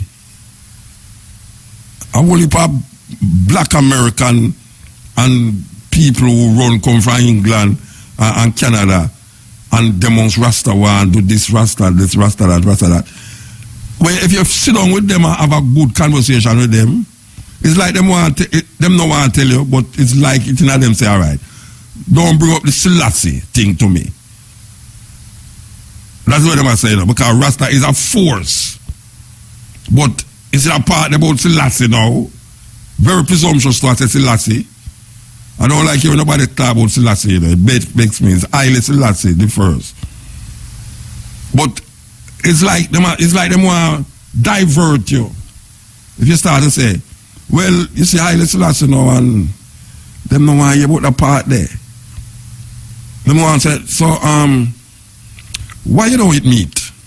Say, really? You know what I mean? Okay. What is the purpose of even in a school in Jamaica? If a teacher send out a student to find out about Rasta, the youth have a certain list of questions on the paper. And when them go to the youth, when them go to the person now, them say, all right, I'm going to ask you a question. What is the meaning of the red, gold, and green flag? Every Rasta walk with a rod. What is the meaning of the rod? I say, rod? I mean, I walk with no rod. I wish I never talk about. You know, it's like, okay, Rasta used to walk with rod a long time. But I don't see the Rasta walk with rod, you know. So I don't know if you can use that to identify Rasta as a rod. But because Rasta was so embedded in the Old Testament, Moses did walk with a rod. So Rasta decides say them are Moses too. So Rasta even go as far and say Marcus Garvey is the black Moses. So what color Moses was? If Marcus Garvey is the black Moses, then the other Moses was what, white? You don't understand. Anyway, the rationale is that people gravitate towards Rastafari because of the culture. Some people, when you get down into the nitty-gritty of the theology now, never talk theology, and then now you hear Bible come up, and then them get turned off again. Because they know them are going to say, but all these people liberate themselves so, and still hold on upon something that enslaved black people in the Western world or so. And when you hear Rasta talk now about African retentive religions, you hear them demonize it, just like how the Christian them demonize it. So most Rasta don't want to hear about Yoruba. Most Rasta don't want to hear about Akan. Most Rasta don't want to hear about Voodoo. Most Rasta tell you about Obia. No want them demonize everything where Christian demonize, Rasta demonize it too. It's a weird thing. Because this is a group that's supposed to have it out against the oppression of the colonial masters through slavery. And we come here with that thing, you know. We come here with some things. We have retentive elements of Africanness that them take out Africa, but them couldn't take the Africa out away. And them beat we, and them torture the father in front of the mother. That the mother, when she get pregnant, she make her son become passive because she remember the torture where the father go through, so she don't want her son go through that torture. So in order not to make her son go through that torture now, she bring up the youth in a very passive way. And then they are the only place that we could have congregated freely is in the church. And even though some of us use the church to be a liberating force and an organizing force, most of us came out of the church like the European and the European mind, that when the Europeans leave and gone back to England and gone back to France, them left them religion totally embedded in a way that them not have to there now if you lick you over your back again. Them put an ideology in our mind, and this ideology say, look now, you can't save yourself. There's a white man who going to save you, but you have to believe in him. So a little youth come name Sizzler. You're the little youth say no. This little youth say, white man God can't save you from white man oppression. White man God can't save you from white man oppression. But them done have we night already. So the way we have a night now and them gone back to England now, you know. We now uphold the colonial masters way. More than how the colonial masters did oppose film way. Because when me sit down and hear a white man in America say, America is a white country and black people shouldn't they there? Me I say, wow. The man you know the history of America. Him didn't know say you have some people that run from religious persecution in Europe and end up in America. Call the pilgrims. And them go to go see people and call them Red Indian. And massacre the Native American them. And take with them land. And the Mexican them, who did have them land, go straight to all of California and Texas. Them take with the Mexican them land. Call one part California, one part Texas, and the one where they further south, them call it Mexico. And you can't go across the border. That one man come and say, I'm going to build a wall. This is a white man now, you know. A white people now tell you, say, they're going to build a wall. To keep out the true owners or the true inhabitants of the land where them come capture. And if them don't present, them left something with you to make sure, say, them political, social, sexual, religious, economical structure stay in place. So when you change the political system, the hardest part is to change the religious system. And that is what all the people them. So black people is more religious now in the European concept of religion than how the European them take part in them own thing. Because them show that way and them realize that it served them purpose, you know. It served them purpose. It served them purpose. So now them say, no, you know, you say, uno niggas over there, so now. It's that we're going to use and we're going to control the other nigga them. So anytime you go out and them just quote a Bible part, you say, you know, the Bible say. And you get hold back because it's fear. Because that is what them control you with, you know, fear. Fear is the greatest thing that you can impose upon, is the weirdest thing you can impose upon somebody. The only fear is fear itself. Because in a death, there's no fear. Fear is worse than death. Because you're alive and you're in torment because you fear. Look at, don't go in the fridge, go take out nothing, because God going to see you and punish you. That is why you tell the little picnic. The little picnic get up one night and he's hungry and he open the fridge. You just come catch him. I tell you not to go in the fridge, you know. What the Bible say? Thou shalt not steal.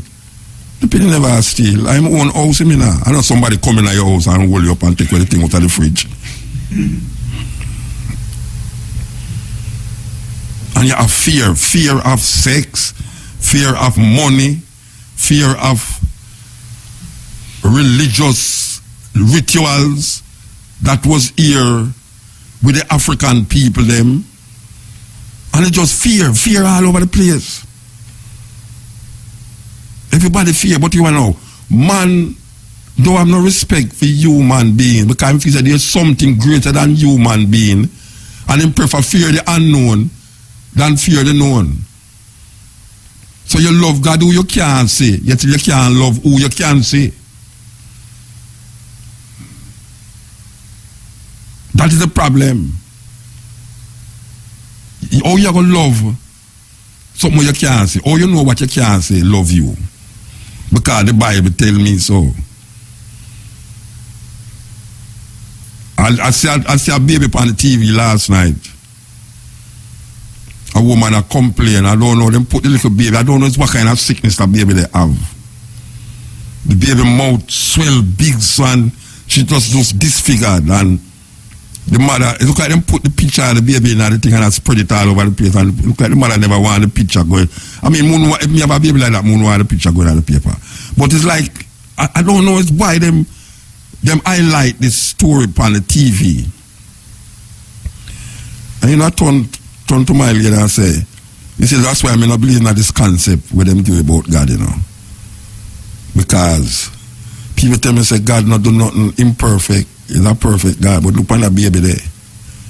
The baby born away there. You have people who are born with two heads. Them stick on one another. You have baby born and what them do? What them do if you born away there? But yet you tell me, say, everything God make is perfect. So what kind of concept that you give me, person who can think for myself? Can I reach a stage now where I don't just take things so? I have to reevaluate it. Sometimes I have to go sleep on it. And when I look, I realize I never sleep on nothing. Still the sheet and the pillow underneath me. And I say, how them get way to behave in such a way where the things them that we do, we feel say, is we personally come up with that idea. Like me look at my brethren a while ago. I'm tell me about a man pants. Or him won't wear one of them pants. I mean I call him name who me attack. Him say him not wear one of them pants because the pants too tight. So me say, but you have one pants that will tear up. Him say, yeah, but him personally go buy that. And me assure him say, but I know you make up the idea for wear the pants. So oh yeah, what you ask about the man tight pants? Because you so wear one of them tight pants there because it's not popular amongst you yet. Same like how you have on the tear up jeans. Where you laugh over the stuff, Brian? I mean, yeah, I say, but watch about. Where you ever know, I know you come up with that. Somebody you go say, tear up jeans are weird now. That is the fad now. Tear up your clothes. If you have a jeans and buy new, you go find some bleach and bleach out the part and rip it. Some woman reach up underneath the crutches that you can't see the crutches. You know, and you say, wow, you know, what crutches. Now the man, them wear something, them wear tight pants, and so them tight, something them have long as so the pants tight, so I don't know how them take it off and put it on. If it's like the woman who did have the cow and the grass the top of the house, and instead she cut the grass and put on the ground, she pushed the cow on top of the house. And the man who have him pants on the line, instead of him take off the pants and going at him, try jumping at the pants on the line. So I don't know if it's that them youth they do with them tight pants there. But what may I say is that them get with to do things where we personally, when we evaluate it in ourselves based up for them logics, and we use for them logics to define everything where them do and where them do and where we do, we can't come to a different understanding about why we do this, why we do what we do. How much people question why them do what them do? Why the nation? Why are we democratic? Why we call the country democratic country?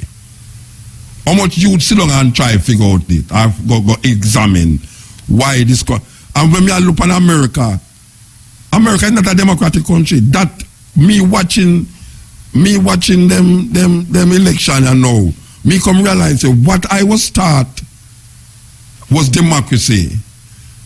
It's not where America practice. Maybe England practice it, because we come out of our England system. But what now is that the American take the British system and twist it and turn it for suit for themselves. But them still say it's a democratic country.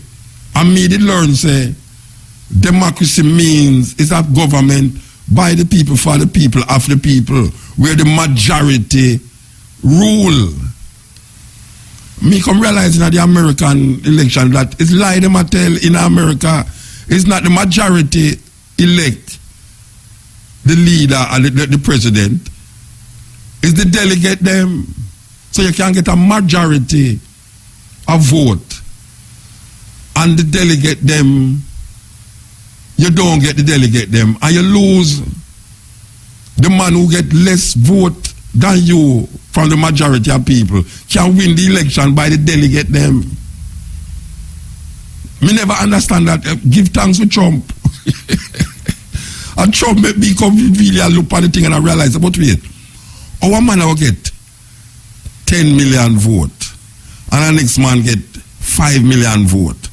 And the man who get the 10 million vote is 10 million people vote for him.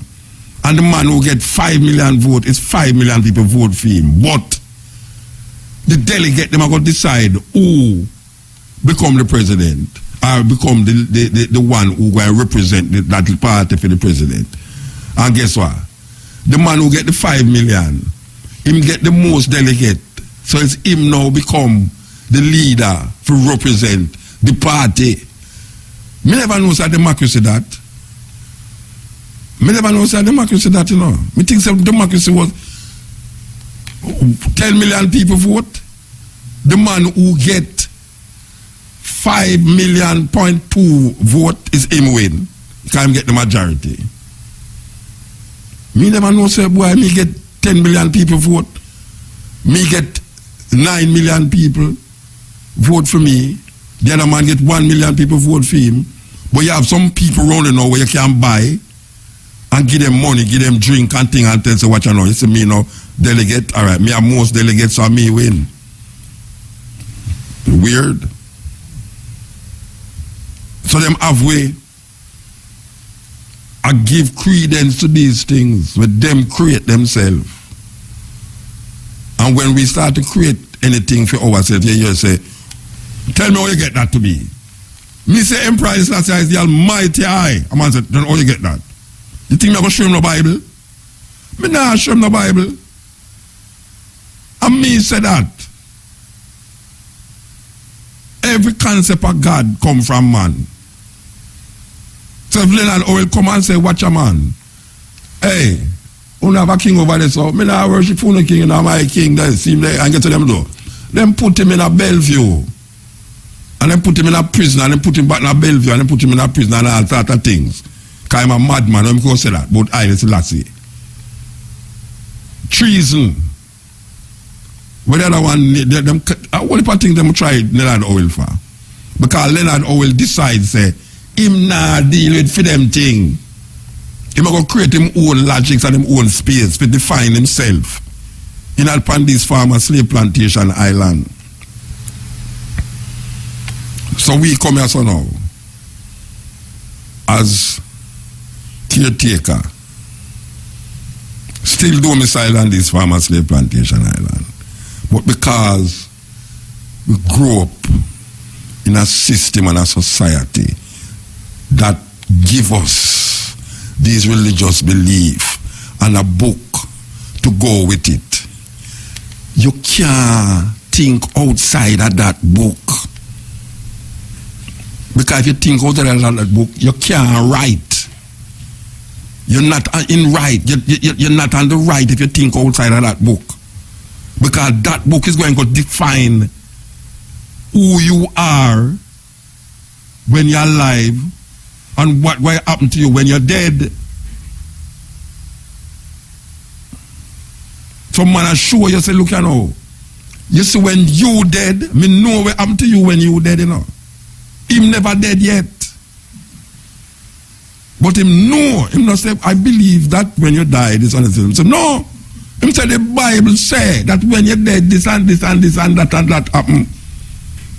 And you can't tell him say nothing can't go so because him don't know. Him say I don't have to know that. The Bible say that. The Bible is the word of God. I say, what the hell is this? What the hell is this now? I shouldn't even say what the hell is this, but a man going to tell me, say, when me dead, this and this is what happen. And me going to question him about it and tell me, say, why you questioning the word of God? Me not question God, as if me a question. How am I put himself and say me a question God? It's like him a say, my God. I say, no. It's you me a question and say, but the word of God is the Bible. So what I'm to the Quran? Is that the word of God? What I'm to the Bhagavad Gita? Is that the word of God? Where millions of people are used.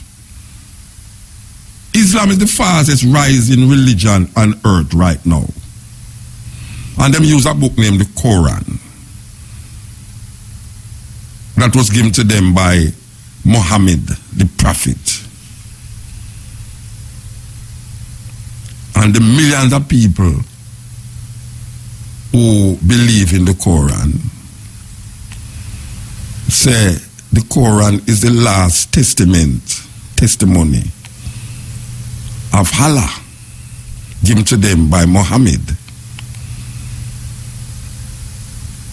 So the Bible, even though them draw from the Bible, because all of them father is Abraham, except Christian, because Christian draw from the Torah, according to what the Jews call it, but them don't give credence to the Torah, because them say, for them brethren, when them Jesus come and make the Torah now kind of null, but not null, because them won't go draw from it when they want to justify them belief in a for them Jesus. If you listen to when them attack, because Paul has set the tone for Christianity, and Paul never know nobody named Jesus. He won't go hear about him according to him own mouth in the Bible. He was traveling and him way to Damascus. I don't know if him name too much overnight food or cane juice will it spoil, and him get this revelation, and him gone now go stop kill Christians and start to defend them, just like Constantine, who decide where you think, where them for put in and where them for take out, who decide what must go in there, who must. Them say the Apocrypha, 13 books in the Bible was taken out because it's not inspired by God. Who do that? The Roman Catholic Church. The Roman Catholic Church decide where every other denomination think, believe and accept, even though them break away. But them use the same book. Then Rasta now. Rasta, a developer, a way of life. Because if you ask most Rasta, and all of this argument is about Rasta, you know. Because most of them is quoting from the Bible. It's not from no wisdom with them garner for themselves through experience. Most Rasta don't talk about them experience as Rasta. Most Rasta talk about them knowledge based upon a biblical interpretation. That is all Rasta. Well, most Rasta who I know don't talk from experience. Them talk from biblical interpretation where define them knowledge and them interpretation of the Bible as it relates to Haile Selassie or Jesus Christ.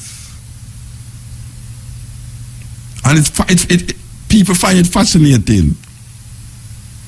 People find it fascinating because then now the man who scour the Bible, him going to look at you and say, if you say you're not a Christian, say, but don't Haile Selassie is a Christian? But him trying to hear you say, yes, Haile Selassie is a Christian. Then him say, then if Haile Selassie is a Christian, oh, why you not a Christian?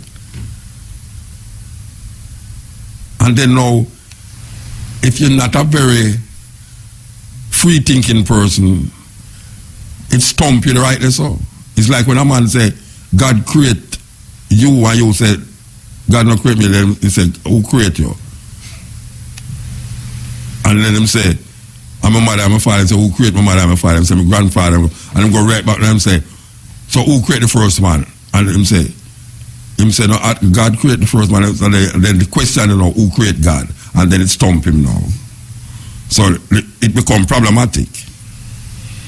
So when the man look at you and tell you, no, but Haile Selassie is a Christian, so how come you're not a Christian? But Haile Selassie being a Christian don't have nothing for me personally. I mean, I talk about for every Rasta, but the Rasta them me grew up with. the rest of them will me come trod the wissy jungle of Kingston, not Kingston, Westmoreland and Hanover and St. James and the mountains of St. Anne. Them don't know nothing about no Christian, nothing. That never have nothing to do with them saying Haile Selassie. It's not Haile Selassie being a Christian why Rasta come up and say he's Christian. Come up and say Haile Selassie. That is the after talk. After talk, not thought. After thought. The idea of Haile Selassie being a Christian has nothing to do with the concept of Haile Selassie as it relates to Rastafari philosophy. The only reason right now that it make a difference now to a whole heap of Christian-minded Rastafarians is because them start to read. So I'm to the man in a Cascade Mount in Hanover who can't read, but him a hear Haile Selassie in the sun, in the earth, in the wind, in the water, eat, air and water, and him a live ital. And him now read, but him just a live. And you see a human being in him. Human being, him near to the earth. You see the first man in him. The force, the life, the divinity that he has searched for. You see it in him. And him transform that idea in himself. Not outside himself. Instead of look for a man who talk about Jesus Christ is Haile Selassie. And then now you expect this man to come save you. Save you from what? You better save yourself. This is the cutting edge on IRFM. What about the Trevor doing? Here, Romlin. Oh, you know what? De La Reese. Brother, it's a blessing. More life. It's a blessing. Yeah, man, give thanks. Boy, he's one of the devoted listeners, man. Believe you. Boy, brother, me I tell you a long time. Even when the brother did up on your house of paint. You know the brother did up on your house of paint? Yeah, man. All right. You see the brother they tell you, say, Latouche. Latouche? Latouche, my name, you know, but me no give it that way. No, you don't give me that. Yeah, you don't give me that. Era Latouche, that's my original name. Yeah. And me just give it Charlton Rumlin. Yeah, because, and that's how you identify yourself for years. Yeah. Exactly so. Brother, may I tell you, keep on doing what you do. Yeah, we're not stop. Me are one of the man where did want you come on the radio and the TV regular. Me even I say me the one sponsor you. Yeah, them like the TV one do. Me know that. The voice is terrible, but to see the person who attack, it's more worse. Brother, may I tell you, remember me tell you, me buy what? 10 CD, 12 CD prior already. Yeah, from them time there. And me I tell you, say me care all people come know you. And more time me I tell you, say, what you do? Brother, I want you continue your journey. Well, I'm going to know, you know, brother. We have nothing else to do about that. You know, remember, me have some CD where you forget, some cassette where you forget, you know. Yeah. And you may not know. Me I come from way back, and you know that. I remember, you know, De La Reese committed. All right. Don't go no further. I'm going to tell you. And me I tell some brethren about the eye, and me I tell you, say, me love you more than Aki. As the Abaziro tell me. No, watch out. You know why Abaziro say that? Because I know say Aki are my favorite food. Yeah, me know that. But that's what now. You see, Abaziro is like you, and me respect that brother. They cat and the man speak profound, eloquent. But I mean, even have the word to tell you how the man sound to me, Muta. Give thanks, brethren. Give thanks. Me I tell you, you see, Abaziro. Yeah. I one of the man when me respect highly. Yeah, I'm going to call and just say that to him. I'm going to call and just say that. Yo, you see how the man sound to me, Muta? Yeah. The man sound authentic. Yeah. And the man put him word in a spaces. Why, Muta, me I tell you, say, me love you more than Me love you more than all Jesus. That's love little children. All right, so give thanks. Yeah, brethren. And me I tell you from my heart, brother. Yeah, me believe Me I you, man. tell Me you believe straight you. up. All right. When you hear me, I tell you about galleries. Me I tell you say me love that. And worst thing about it, the woman born July like I and I. Yeah. Just like Selassie. Yes, yeah. You go research her, man. And me to tell you, Muta, because me is a July man, Selassie is a July man, Galleries is a July lady. Alright, my mother is a July woman too. Oh my word. My mother born the 23rd of July. Oh my word. I tell you. Muta. She passed for last year them time. More than all Jesus love the good children. Alright, sir. sir. From your heart, sir. Believe you. Wrap a move. Anyway, you need to check me in a Muta. You need to check me at Rumley, you know, officially in a Muta. But you don't tell me exactly which part Rumley is along. 28 Rumley and you can't miss. Alright, I'm not going to forget that address. I beg you, please, Muta. Alright, you don't have to beg me, man. Alright, brethren. Alright, blessed, yeah? Blessed love.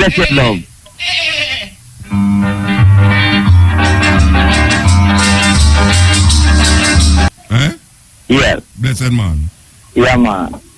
I call the based on how you talk concerning Christianity more time. Yeah.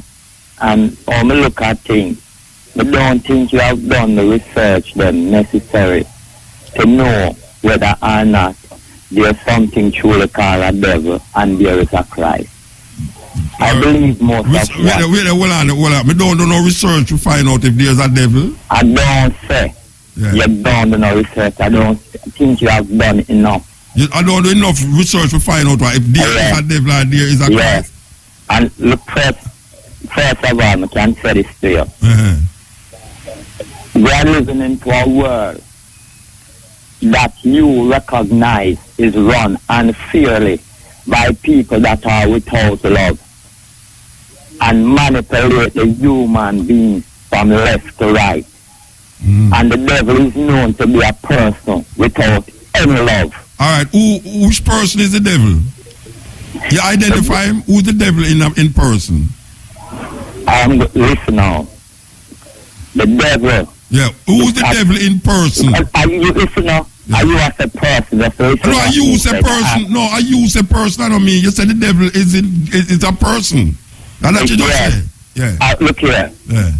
A person in the sense that it is not a physical being. Oh, so it's not a person then. So it's not a person. Look here now. Listen now. Yeah. A spiritual being. All right. So he's a being. So all you know the being. All right. Yeah. This is it. In the creation, in God's creation, yeah, He created both the physical and the spiritual. Yes. The spiritual beings are those that are regarded as angels. And the devil is one such angel. Yes, because all right, may I ask you a question? In the totality of angels, yes, what happened? The devil and a lot depart from God's kingdom. Where you get that from? That is coming from the teaching of the Bible. Okay. But not only that, it is the teaching of the Bible. Yes. It's not a matter if you are speaking to a person who actually put these things to the test and to know if they actually exist. So I am not guessing anything here. All right. So when the devil manifests, or the devil manifests to you, this being, you say it's a being, right? I'm telling you here now. Listen. Yeah. Many of these goddess and gods that you hear about, like when you would have heard about Isis and all these Horus, yes. Look here Hercules. Now. These people, these beings, live in the spiritual realm. The men, them, and even those who you call, who would make themselves known to be Queen Madam. Oftentimes, these are the people that are contacting them because they work into the spiritual realm. Okay. And when they contact them, they communicate, show themselves to them. Okay. And request that they ask of them, they grant it to them. All right. So, now, ask a question. You ever contact one of them yet? Oftentimes, I am molested by them. You are what? You are what by them? molested by them. Molested? Yes. What do you mean meaning that molested? they interfere with human, especially those that they know is not ready to confide. No, but I asked you if you if one ever contact you yet. Yes, call me by all name. So And by tell me what the by what means them contact you? By what means? All right. There is this one. All right, him credit gone. Him credit gone. Okay, him a quote the Bible. If you come to a conclusion about a delusion, him a quote the Bible to tell me a reality that him see is not something where. Okay, we hear them reason all the while. We hear them reason all the while that people say, you don't do enough research to know that about the devil. The devil is a man construct. Devil is the opposite of God. God is the opposite of the devil. The devil cannot exist without God. God cannot exist without the devil. The only way you know good is to know something that is opposing good. Because if there's no thing that is opposing good, good is not good. Because in order to know that something good, you have to have something to oppose it, to say this is the opposite to good. You can't just have good. Because if you just have good, it's not good. Just like if you just have perfect, it is not perfect. If you just have God, there's no God. So man have to create something to oppose something inside of him. Because all of these things is coming from himself. The actions of the devil and the actions of God is defined based off a human culture and human experience. That is how you define good and evil. Good and evil is a construct in nations, in tribes, just like that. Because there's certain things that we will say that is good because the Bible say that, and there's something that is bad because the Bible say that. In other cultures, it's normal way to behave. It's normal way to react to things. Man make law and break law. The law cannot save you. As a matter of fact, the law will make you, put it in a Christian way, make you sin. Because it's through the law where you know you must do certain things. And if you do it, the consequence in which you do it will lead to something. But it's the man them going to judge you for it. It's not God going to pronounce judgment on you. It's man, a judge, pronounce judgment, and it's man carry out the what they call it, of the judgment. You understand? So when the Bible says stone him to death because a man sleep with a next man should be stoned to death, or a man sleep with a next man's wife should be stoned to death, or a child who disobey him parents should be stoned to death.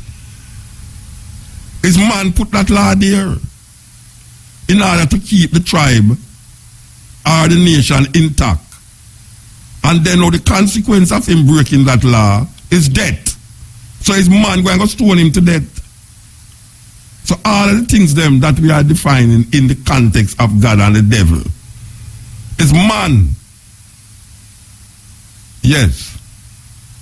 Yeah, Motor. Yeah, blessed.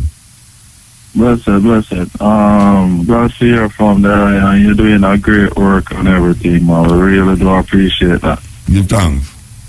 Yeah, man. The thing about reason with you about was, I say you always say, like afraid or a coward and them things when them used to put the woman them in a slavery, pregnant woman them. Yeah, them put them in front of the father. Yeah, they would have tied the father between two ass and beat the ass them and make the pregnant woman sit down in front of that and watch that. Yeah, so may I say in them thing there's like a turtle. When the turtle come up, see turtle come and him lay him egg, she lay her egg them and she go back. And the youth then know where to go. and then go out there and then find back the same beach and come lay again. So may I say, if them things are not written in the DNA. If one not written in the DNA? May I say, them atrocities where we used to taste, them the things are written in the DNA. A pregnant woman pass on certain things to the DNA, to the youth in the DNA, yeah. Yeah, so that may I say, so that's why we're so afraid. Yeah, man. Kind of leg off for the Bible thing. Certain things, yeah, because we scared them drive that in a way, and it in our DNA. In a way from them, the time that the trauma still lives in the DNA. It's actually written in the DNA. So how we get rid of it? Yeah, I do agree. Yeah, we get, no, but you answer man. How we get rid of it? We used to look for life through the Bible, and you kind of teach me, say, Christianity is a young religion. Of course. If you look farther up in it, then, as you said, include other people's philosophy and write themselves in our history and them things. And then left we out of the history too. But just I beg my black people, them and my brother, them and sister, them and everybody just do. Just go back and read further. And you will get the knowledge. Yeah. And if you're looking at science and them things, then just look for it. As I say, everything up on YouTube. All right. That's why I watch some video, man, and listen and hear where everybody have different and then come ideas. to your understanding. You will kind of see where everything has come from. All right, I give thanks, Bridget. All right. And thanks, Minuta. Blessings. Yeah, man. Take care. Excellent work we are doing. And blessings. Take care of yourself. Yeah. There's a story, about Jesus that carried the cross. And in the middle of the story, they put a man in the name Simon of Cyrene. Now, I watch a movie the other day, with the same Jesus that carried the cross, You see how they put Simon of Cyrene is a black man, He's a black man. Them say, you go help him with the cross. So, Jesus is a white man. The man who help him with the cross is a black man. So I supposed to feel good now, as a black person. So see there, black people redeem themselves because they might help Jesus with the cross. But here's the problem with the story now. The problem with the story is that if you read the gospel, two of them have the story totally different. One say it's Jesus alone carry the cross. And the other one say, in the middle of this thing, a man named Simon of Cyrene help him. So them have a thing about Simon of Cyrene, that gospel song that people jump up and think about. One man say, Jesus alone bear the cross to Calvary. And the next man, in the same, Matthew, Mark, Luke, and John say, is Simon of Cyrene. Help him. So who must believe now? How can a story be so far from one another? If you are watch this thing, there's no way you are watch this thing and don't see a man help him, or never help him. So just think about that now. If one man writes, say, a man help Jesus to carry the cross, and the next man writes, says him alone. You try to tell me, say, no, the man who see him and say no man never help him, it's because him did at the beginning of the race. And him never say, down at the bottom, because maybe him did want to go buy, him did thirst and him want to go drink some water. So him never get to come back. And she say, down the lane is another man take the cross from him and walk with it, go down there. So, because I have to think like the Christian them too, because so the Christian them are going to think, so maybe Matthew did see him at the beginning and Mark did see him at the end. So when them say, one man says him alone carry the cross, maybe him never did really there when Matthew see him when the man take the cross and carry him. But there's so much disparities in the stories them, that a man like all Paul now, who the book is centered around, him no mention nothing about no Mary. Him no mention nothing about Jesus more than what him a make up, Everything what Paul talk about is either he make it up or him hear somebody talk about it. Him personally never have no experience with this man. And him a write the gospel film letter them as it relate to Europeans. And then him change around everything where the Jews them, where people call now Judaism, him change around everything where Judaism represent. For suit what them call the Gentiles. The Gentiles is really the Greeks and the Roman them. So Paul did a write for the European them. And in order to make them come to where him wants, him have to change up a whole heap of the Jewish culture. Like our circumcision, him start to say, circumcision is not physical, but it's not of the flesh, but it's of the heart. So he might get a different interpretation now of the Jewish tradition, It's like one man that come now say you don't have a dread to be a Rasta, like, wow, Maybe I should have really say, not because your dread is a Rasta. Which would have really make more sense to me if you say, not because your dread is a Rasta, but you say that you do have a dread to be a Rasta, which the man was singing dread. All of them was singing have locks on them head. So it's if them father too have locks on them, and the brother them and the sister them, all of them have locks on them head. So you want to know why them locks then if you don't have a dread to be a Rasta. Because locks must have to play a part in the whole perception and perspective of the whole thing. So Paul now is a man now where him have a design a Christian belief system where him put to the Europeans them in order to facilitate for them believe in a film Jewish thinking. But it's not a Jewish thinking him give them, a film thinking him give them. Because everything where I say totally wipe away the culture of where him come see. Because him used to kill people, and them get converted. And when him get converted now, he might try to show you say, but them things that what them talk about, that have nothing to do with nothing. That have nothing to do with nothing, So you don't make him tell you nothing about circumcision and them something. You don't have to circumcise and all them something. I mean, really, it's part of culture. It's a cultural thing. So the culture is what defines the people them, and then you come out to know the culture. Yes, cutting edge. Yes, Muta. How you doing, man? Good. Today is a day very important, the 19th, because the anniversary of Malcolm X. Yes. Birthday. Yeah. Who was born 1925 in Omaha, Nebraska. We do want to do that tomorrow upon the stepping wheel still. Okay, well, you say it still.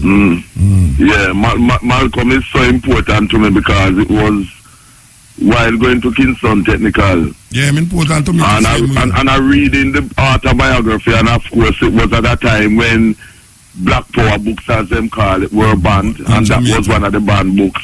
That was what got me conscious and aware but that changed to me become a Pan-Africanist. And that changed me too. Reading the autobiography of Malcolm X and then go listen to Comrie with the message to the grassroots, Malcolm X message to the grassroots. That changed me totally. Yes, with the album, the LP that he brought from London. But it was that book, the autobiography of Malcolm X, that made me a Gaviite, meaning a Pan-Africanist. Me too, Bridget. Me too, yeah. Yes, and of course, you and I and others who used to read the Cloudborn from Mountain View, Bush, Burt and others, Harold Smith, that's Savage from Franklin Town. When we were reading it, we could have been arrested, locked up. Well, my mother have to show them. As we know, you used to put Mills and Boone. Cover upon them. Yeah, tear out the real cover and put the Mills and Boone jacket upon them. Yes, so all honor to Malcolm brother X. Malcolm X, I mean, and every time, and of course Marcus Garvey Jr. then a technical and with the party, the African Nationalist Union, every time, and the Christians won't leave you alone. No, them not left me, man. Them love me, man. That is why this work is non-stop, because the psychological indoctrination due to the trauma that came about due to the enslavement by these so-called European Christians, and we have the equivalent in the Arab Muslim world, where the Arab Muslims do that to our people who get Islamized, Of course. The same equivalent. Can't tell them nothing about no African religions and that type of thing. So our work on all fronts, whether with regards to Christianity and Islam. That's why we have to keep saying it, because if we stop saying it, it come like whenever they do nothing, so we have to keep saying it. So, yes, and it is the only way in which we can expel these false things. But good news that yesterday, Wednesday the 18th, that one of the Chibok girls, Amina Nkeki, was found by a vigilante group. Yeah, the Boko Haram. Yes, after over 2 years, and she find out with a 4-month-old baby. Yes, and he said that the girls are still in that Sambisa forest, which is near the Cameroon and Chad. You know what I mean? Let me tell you something now. You see, today Malcolm X's birthday, the 19th. We're not going to talk about Malcolm X and the stepping razor. You see the Boko Haram thing, we're not going to mention about the stepping razor. So right now, it's like a pre-thing with my program. You link on two subjects. Me I do a pre-release. Today Malcolm X's birthday, today Thursday. So today I know Thursday. Yeah, so that really not work. We're not telling people about Malcolm X the day. Yeah. Anyway, well, I leave you for. Well, just look at it as a sneak preview of what you're gonna hear people on the stepping razor later, where the razor blade gonna cut away the drop. And a razor blade and cut away the rank. It's a guillotine. And so on. It's a guillotine. A razor is a guillotine. It's a guillotine. Yeah. All right. Revolutionary guillotine. All right, Reggie. Yeah, man, give thanks. All right. Blessed love. Yeah. Go on, step it. In this age of technology, libraries are even more relevant. Become a member today. Hello, is this Mutabaruka? Yeah, this is Mutabaruka. Hi, this is Alicia Davis calling from the United States. Okay. I talked to you last week. Yes, I remember. I told you to call today. Yes, you told me to call today to share my poem, my Black Empowerment poem. Okay. Is now a good time? Yeah, man. Yeah, definitely. Okay, thank you so much. I wanted to give a shout out, if it's okay, to Lindsay, who was my tour guide when me and my husband went to Jamaica 3 weeks ago. And he told me all about you and your show and everything. And he's the one that suggested that I call. So I just want to say thanks, Lindsay, if you're listening. But the name of the poem is Black on Purpose. I have finally figured this whole thing out. And you know exactly what I'm talking about. I know a reason why I'm here and why I don't have to live my life in fear. I'm talking about the reason I had to break out of confinement to get busy on my divine assignment. But first, I had to search beneath the surface to know that God made me black on purpose. And this is all about me being black. I had a life that was full of struggle and pain. So God put the blood of warriors in my veins. This is what he had to do so that I could make it through. And I made it. When I hit rock bottom, I didn't stop. I pressed on towards victory, and I made it to the top. Oh, no, it's not me that's putting our ancestors to shame. Because just like them, I overcame, and I'm telling you that God made me black on purpose. Do you realize that our ancestors were our family? They look like you, and they look like me. I could have been born into any other race, but I'm black. And oh no, I wasn't born those years that our people were ahead, because all of that wealth and royalty would have gone straight to my head. And God knew about my rebellious ways, so he spared me from those slavery days. But I was born on this side of the timeline to remind my people that they still can shine. God made me black on purpose.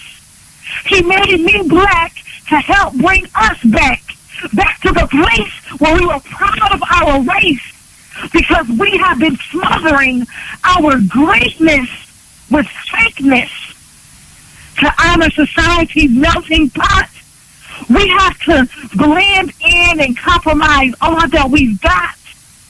And I don't know about you, but I can't hide myself any longer when my history has made me stronger. And that light that you have, I know why you don't show it. It's because your great-great-grandfather was a king, but you just don't know it, do you? It even took me a while to realize that my hair and my skin, they are truly a prize. This is what an overcomer looks like. Just think about our hair. God made our hair coil to absorb the hot sun. We were physically equipped for slavery centuries before it begun, and God even allowed that on purpose too. Black people, we have a testimony, a story with a beautiful beginning from a time of striving and winning. And even though slavery did happen to us, the world is still pending. They are waiting for our happy ending. So let's make it happen, y'all. I know that God made me black on purpose. And this thing, it goes way beneath the surface. And God made you black on purpose too. But will you unleash the greatness that is inside of you? I know that God made me black on purpose. Yes. Thank you. Yes, sister. Give thanks. Give thanks. Powerful. Thank you. Were you shedding tears a while ago? Say that again? Were you shedding tears while you were saying the poem? On the inside. On the inside, okay. Yeah, yes, on the inside. It's very close to me. The poem is very close to me. So you have a book out? I'm sorry? You have a book? You have a poetry book? Yes. I have a book. The title of the book is The Sky Is Not the Limit, a book of empowering poetry. Okay. And you can go to my website, AliciaDavis.com, and the link to Amazon and, all my social media is on my website. Okay. All right. Well, give thanks. Give thanks. Give thanks for cheering. Give thanks for cheering. Thank you for allowing me to share. All right, give thanks. Yes, Alicia Davis, the sister say, poems can heal.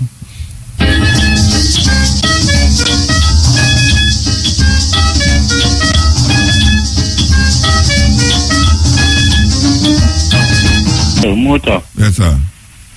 Yeah, man. You want to talk to me that you and look, last week Thursday me coming from doctor, me that you and look man from the program about the sugar thing there, Sugar, you have sugar? Urban, you have sugar? Feed, yeah. You have sugar? Yeah, man. So where you take feed? Me violate it. Me go back to tell and get some player when me come in here, man not talk about it, but me ain't get see. Yeah, well, I'm going to call tomorrow. I'm going to call later. I want to see me get some credit. So why not look on, you have an internet, you have a computer? No. Okay, all right. Maybe him call tomorrow. All right? So you say Roman the weed can work too? No, I don't know about that, you know, Virgin. I'm not a doctor and I can't tell you that. If Roman weed can work. I don't drink Roman, I don't smoke herb, so I don't know. All right. Yeah, blessed. All right. All right. So, Roman weed. Well, you have a man who call the radio and not tell people them things they do it. So, Roman weed, mix up the rum with the weed and boy, I tell you, that thing. All right, so you over do. I change up the vibes, I know, with music. What do you hear about cutting edge? You hear about Mutabaruka. Mutabaruka, them use the cutting edge and cut off all those ends. Everything was shaky and not look good around. We just cut it off and just get rid of it. Watch it now when I saw the voice of solution really presenting for Muta. Blessed that I move, you know. Yeah, man. But there, man. Yeah, David. Yeah, man, I give thanks, you know, for the message and the message, like it's a messenger, you know, the eye, you know. Yeah. In your ways, you know. Give thanks. Yeah, man. So I say bless up the whole Jamaica and the whole strategy whatever go on with, you know. All right, so give thanks, Virgin. Yeah, when I say the whole God thing and the whole religious thing, you know. Our brother Warris speak still, you know. Brother who? Mr. Warris, you know. Warris? Yes, sir. Where you go around the place and make war? Or you mean? No, man, we go around the place and try to neutralize down the war, you know. Oh, you conquer the art of war then. You conquer the art of war. Yeah, man, we fight against injustice and, you know. Yeah, man. We say, yeah. We say give thanks, man. Yeah, and the war over religion, you know. Okay, that's true. And them a fight over religion. And we listen to the program always, you know. Give thanks. And we say, yeah, man, we want to see the world, you know, Jamaica at least. Jamaica have a power there, if them ever know, say, for us unite, brother, upon a whole, you know. Yeah, where you call from, Virgin? I call from in the hills, you know. What? Yeah, man. I mean the hills. Enough hills in Jamaica, you know. Yeah, out of the city, 10 miles out of the bloody city, you know. Oh, you call from Bobo Hill, you call from? Yeah, man, we call from in the Chilani region, you know. Then you talk so confused, you know, like you are confuse me. Nah, confused. Then you don't want to. Then let me ask you a question. Which part you are? No, but where you are called from 10 miles out of Kingston? Describe it as that, you know. No, Chilani say you call from? Yes, sir. Then Chilani are 10 miles out of Kingston? No, more than that, you know, but... Then where you say you call from 10 miles out of Kingston? Out of the city. Okay, Chilani City. Have a speech, you know. Yeah, all right, sir. All right, give thanks. Yeah, man. Yeah, man, give thanks and bless up yourself, Muta, and likewise the good work. And Mr. Warris, Jamaica, and was fighting for equal rights and justice. Hear that? All right, bless stop the war, you know. Yeah. Mutabaruka tell them action, always louder than words. Blessed. Yeah, man.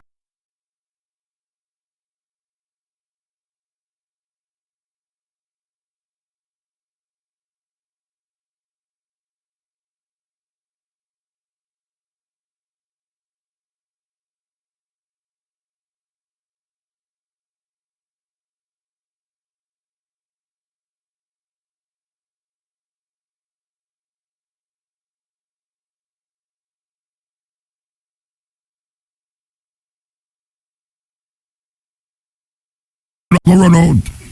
Yeah, but you still need to know. Yeah, anyway, me was speaking about this religion thing, about Christianity. Look at what you need to look at. I am going to tell you some important figure that didn't even know these things were happening. There's an former FBI agent by the name of Ted Gunderson. Ted Gunderson has 100 men. 700 and odd men working underneath him. When Ted Gunderson was going to come to the reality that devil does exist and that witches and all these things were really a very a stronghold in the country, and that governments up there are involved in what is called aliens and all these things, is when he was asked to investigate a case that the American government have a man held for the murder of his wife, that these people who were supporting him suspect that from some here are the sent men to kill the wife and to blame him falsely and had him in prison. So they sent Ted Gunderson to investigate, and he told them that if he found out that he killed his wife in truth, he would no longer continue the case. Well, he found out that the man is innocent. Now, there's also one by the name of Phil Scheider. Phil Scheider is a geologist. All right, hold on, Bridget, hold on. Because you go through 1,000,001 people now. Let me ask you a question. Yes. You read about them things, right? Yes, I'm watching the documentary also. Yeah, so may I ask you now? Yeah. About the devil thing where you're talking about now. You ever see this being yet? You personally ever see the being yet? Not him in person, but other more demonic spirit. No, you talk, no, but you don't tell me, say, me no have no, me lack information about the devil. Yeah. Originally, you tell me, say, me lack information about it. So may I ask you a question now? You ever see the devil yet? You ever see the devil yet?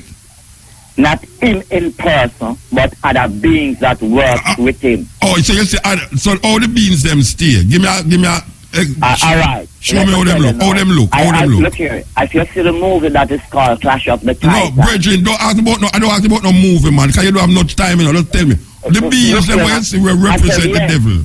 So tell me how them look. How them look. I don't see no Clash of the Titans. You explain to me. Comes into it. Yeah, but I don't see Clash of the Titans. So you have to explain to me how them level them look. Her name is Aphrodite. And look here.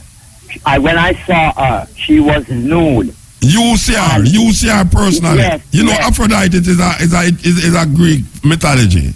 Yeah. And you see her. And and she had a black one with a black hair because her hair is blonde, and the black hair one. Where you see this? Where you see? Which part you see? Which part you see and see it?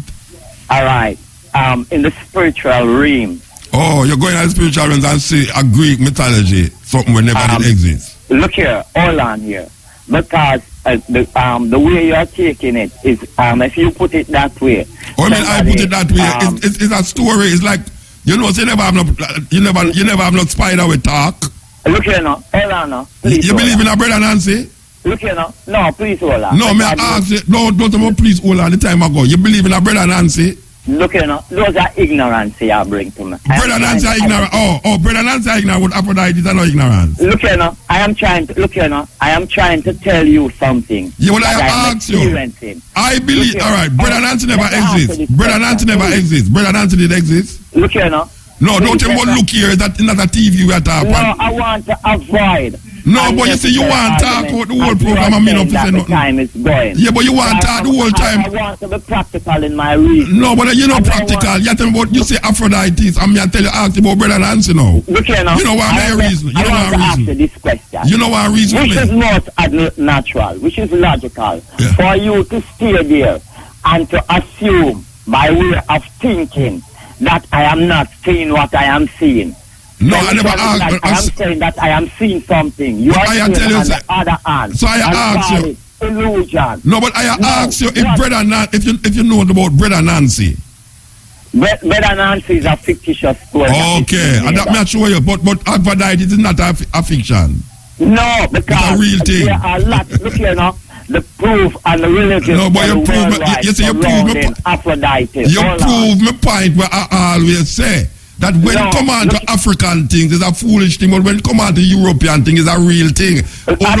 I don't know how to argue about you and that, because you're just actually saying something there. You just tell me say Aphrodite is that you say Aphrodite, but you say brother Nancy is a fool for something.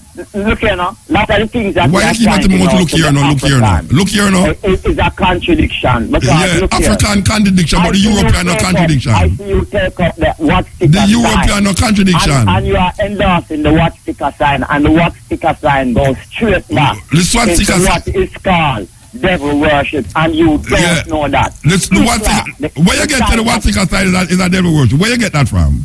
Look here. Where you get to the swastika is a devil worship? Where you get it from? I am telling you. Where you get it from? Listen. Just listen and you will hear. Tell me where you get this one. All right, you have 1 minute to tell me which part you get the swastika as a devil worship sign. Tell me. Lots of these religious signs. Tell me about the swastika. The swastika sign is not a religious sign. So tell me what the swastika is a devil worship. I'm saying to you. Yeah. Lots of these signs that you are seeing that is affiliated with astrology. What about astrology? Brethren, I'm going to lock you off. You know what I'm going to lock you off? Tell me where you get said the swastika is a devil sign. Where you get it from? Because, look here. Look here. Many of the literature. Brethren. Hold on now. Tell me where you get said the swastika is a devil sign. Where you get it from? Where you get that information from? Look here, it is coming from lots of religious practices that entails devil. Brethren. You will find it in Hinduism. You will find it. Hinduism is a devil thing. If Hinduism is a devil thing. Of course, we question all this. Hinduism is a devil thing. Yes. Tell me why is it a devil thing? So everything else is a devil thing, but Christianity is not a devil thing. No. Okay. Look here. So the ankh is a devil thing. The ankh is a devil thing, right? Look here now. The swastika is a devil thing. The eye of Horus is a devil thing, don't it?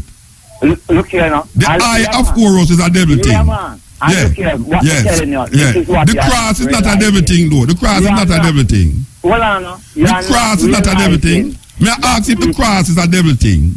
If the cross? The cross. If it's a devil thing. This is about the cross now, because there are many crosses. No, you sound like a crosses to me. So may I ask you I am not tracing with you. No, me not tracing. I know too much to be tracing with. All right, may I ask you, the cross, where them put your Jesus pan.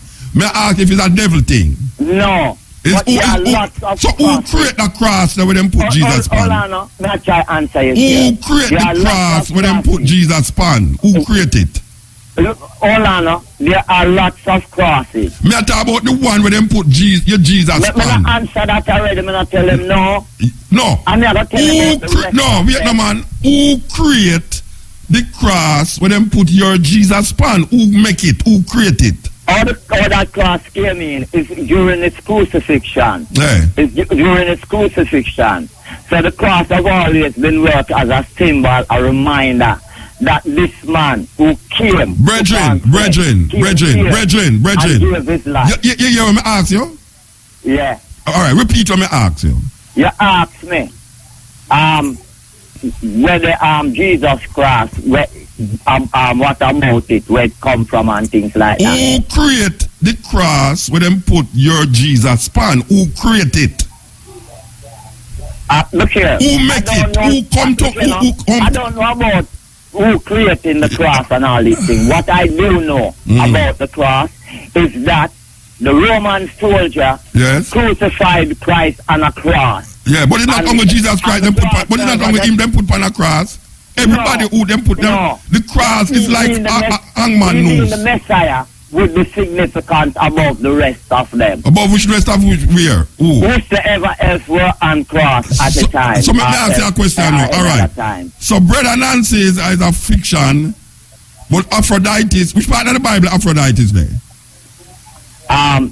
Aphrodite. Yeah, which part of the Bible you say Aphrodite? Look here now. Don't tell me about look here. Which part of the Bible you say Aphrodite? That's a fiction of speech, man. So Aphrodite is a fiction. Aphrodite is a fiction. Aphrodite, I cannot tell you that I recall. But me I tell you that Aphrodite is a fiction. What is that? What you're saying is Aphrodite is what you mentioned to you see. It's a fiction. No man, look here, I'm not sure alone, me say either. Yeah, you know you don't say sure alone. You see my great-great-grandmother too. I'm not sure alone, me say. Look here. You see my great-great-grandmother? Brian? Aunt Doris. You see Aunt Doris? I don't know who you're speaking. I'm an auntie with dead long time, man. Look here, you're not trying to have a discussion. No, but me can't have discussion with you. Me can't have discussion with you. Me can't have discussion with you. When me for research, say Me full search. The swastika is a devil symbol. Not my full search. You know what you are doing here? What me I do? You are basically thinking from your mind. Oh, what must think from my bottom? You have done alright, me start think from my bottom. You are thinking from your mind. Me think from my bottom. Because it is from your mind that you are speaking. Where you are thinking from? Up all kind of things that if I was not as me never make up Aphrodite's, Virgin. No, but you think it is a makeup. But you tell me it's Aphrodite's. Yes, I am telling you that. Yeah. But this is what you need to know. And you are calling it fiction. Right throughout Greek and Aphrodite don't even come in one tongue either. To say she's just restricted and Hercules to the Greek philosophy. And Hercules too. Look here. You ever hear about Aesop? Look, hold on. You ever hear about Aesop? I don't know to what. You ever hear about Shiva? You ever hear about Shiva? Shiva. You ever hear about Gautama Buddha? I heard about Buddha. Yeah, what wrong with Buddha now? Tell me what's wrong with Buddha. Is that devil that? Buddha is a devil, don't it? Hold on, Muta. Watch out, me have to move. Here we know. Get a good ganja split. Get a good ganja split and go smoke it, drink it, eat it, and start look for it. The discussion I want to have with you. Yeah, but the discussion, me no want no discussion with your brethren. Because me no really want no discussion with you. That when you're unable because up to now you don't tell me where you get the swastika is a devil symbol. Look here. I've already tell you that this is in lots of religion. That there's no never practice.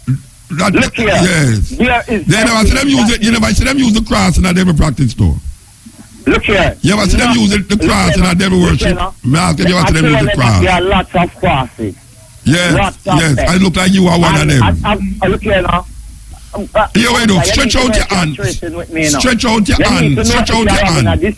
Stretch out your hand horizontally.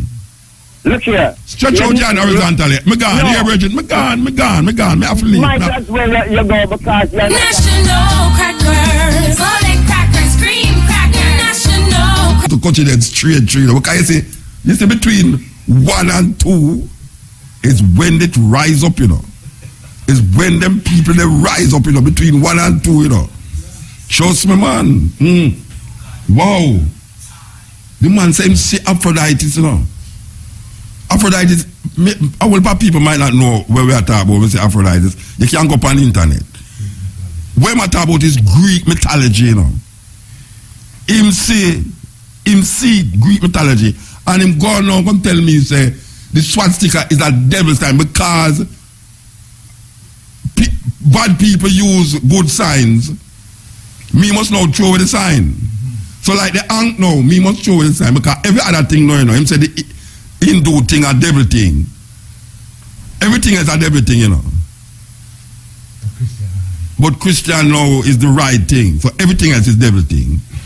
A virgin called me like that last week too, you know. Them know why you're nothing outside a Christian thing, you know. Them not open to nothing. And that hurt me about how black people get terrible brainwashing at this part of the world, I know. Other people culture is not identified as substantial or valid. You understand? So for you get stuck in our religion, you know, everything else outside of your religion is devil thing. A man called me last week and I had the same thing too. Same thing. He might talk about what him say. He say all of these people say things, you know. Last week we talk about angel. A man called me and say, me go and live to see angel in the sky with wings. After me done I tell him, but that it's mythology. It's not even mythology, it's lie. There's no such thing as angels with wings. It's European people build up that, make up that. No, him come now with the same European talking. It's European make up Aphrodite. The Gargan, Medusa, all them things that my mother make me know about them something there, you know. Medusa, the woman who have a holy snake in her head. And the only way you could get rid of it makes you see her own image in the mirror. So the bread, if you try to get rid of her, because when she touch you, when you look on her, you turn stone. They are no real something that, you know. It's mythology. When you look at Medusa, if you stare upon her, you turn to stone. Oh, you're going to get rid of her. A guy just come with a mirror and make she see herself, and she turn to stone and get rid of her. That is not real. It's mythology. Neptune is mythology. Apollo is mythology. Cupid with a little arrow through love heart is a mythology. It's how people use things to describe certain things in a them space, in a them community, in a them environment. Them use images. The Egyptian them use animals because them say the mindset of animals, certain animals represent how human being exists. And I used the analogy last week when a woman said man a dog. She means say you're promiscuous. You go out there with one heap of woman. You're man a dog, you know. You go out there like Matrix. A dog. See him there? You look at him good. He's a dog. You understand? But it don't mean say you walk on your four legs and thing. It's a metaphor you're using when them would have called malapropism. Malapropism, them call it in a literature. European literature too, yes. When a man say upon the Egyptian motifs them, a man with an arc head with a human body, right away him say a devil thing that, you know. Him say a devil thing, but him not say a man with a fly with wing, a devil thing, you know. It's angels. Imagine a man, a little baby have a wing and fly. If me was see a woman, if some, hey, watch out. Jesus be not coming on a night like no thief on a night, you know, and go down all a certain, go down all a flanker, you know. Jesus coming late in the night like my thief in the night, man, and go a flanker.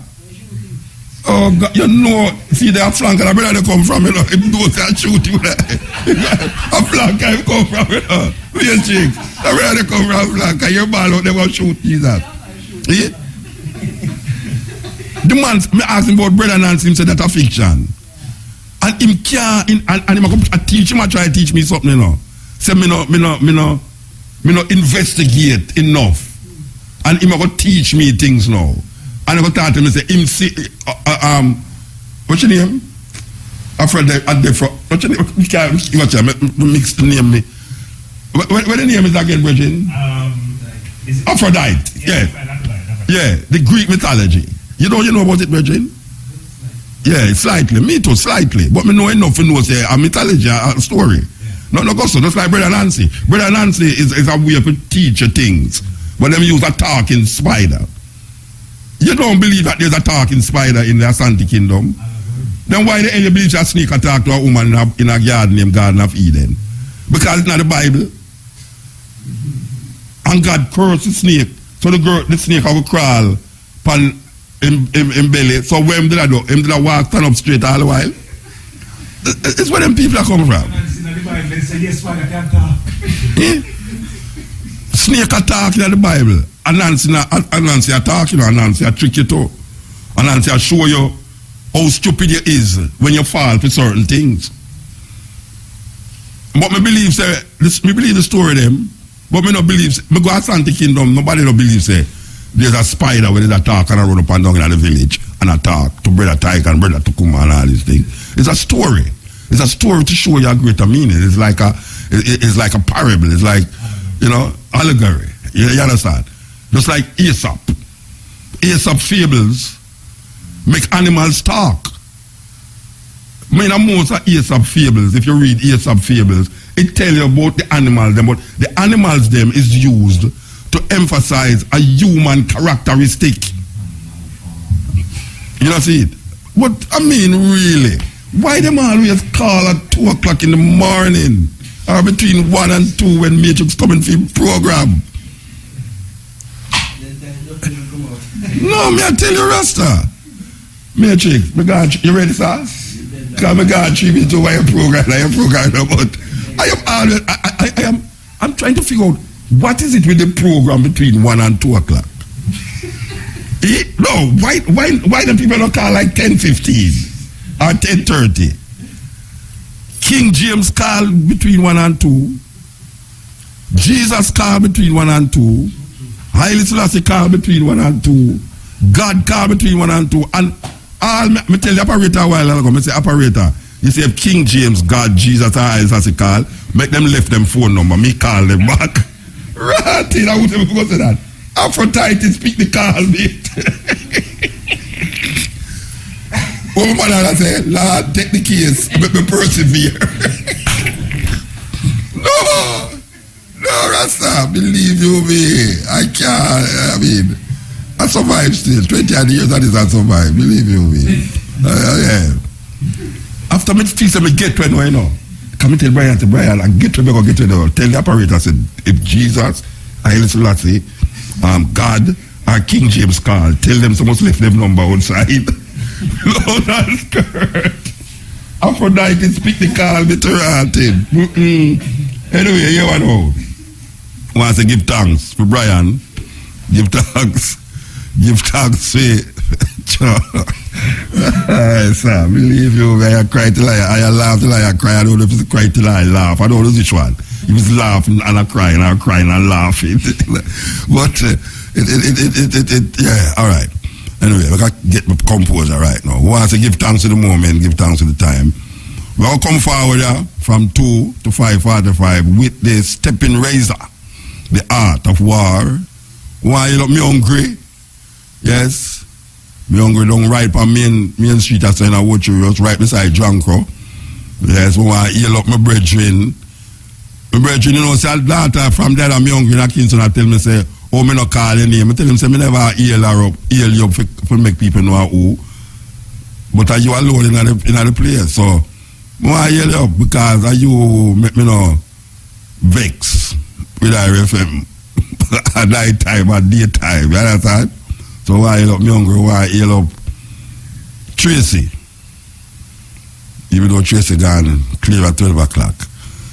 And we want to heal up basically in the studio with them goalie camera them around me with a big bright light them when me not used to the whole of the program.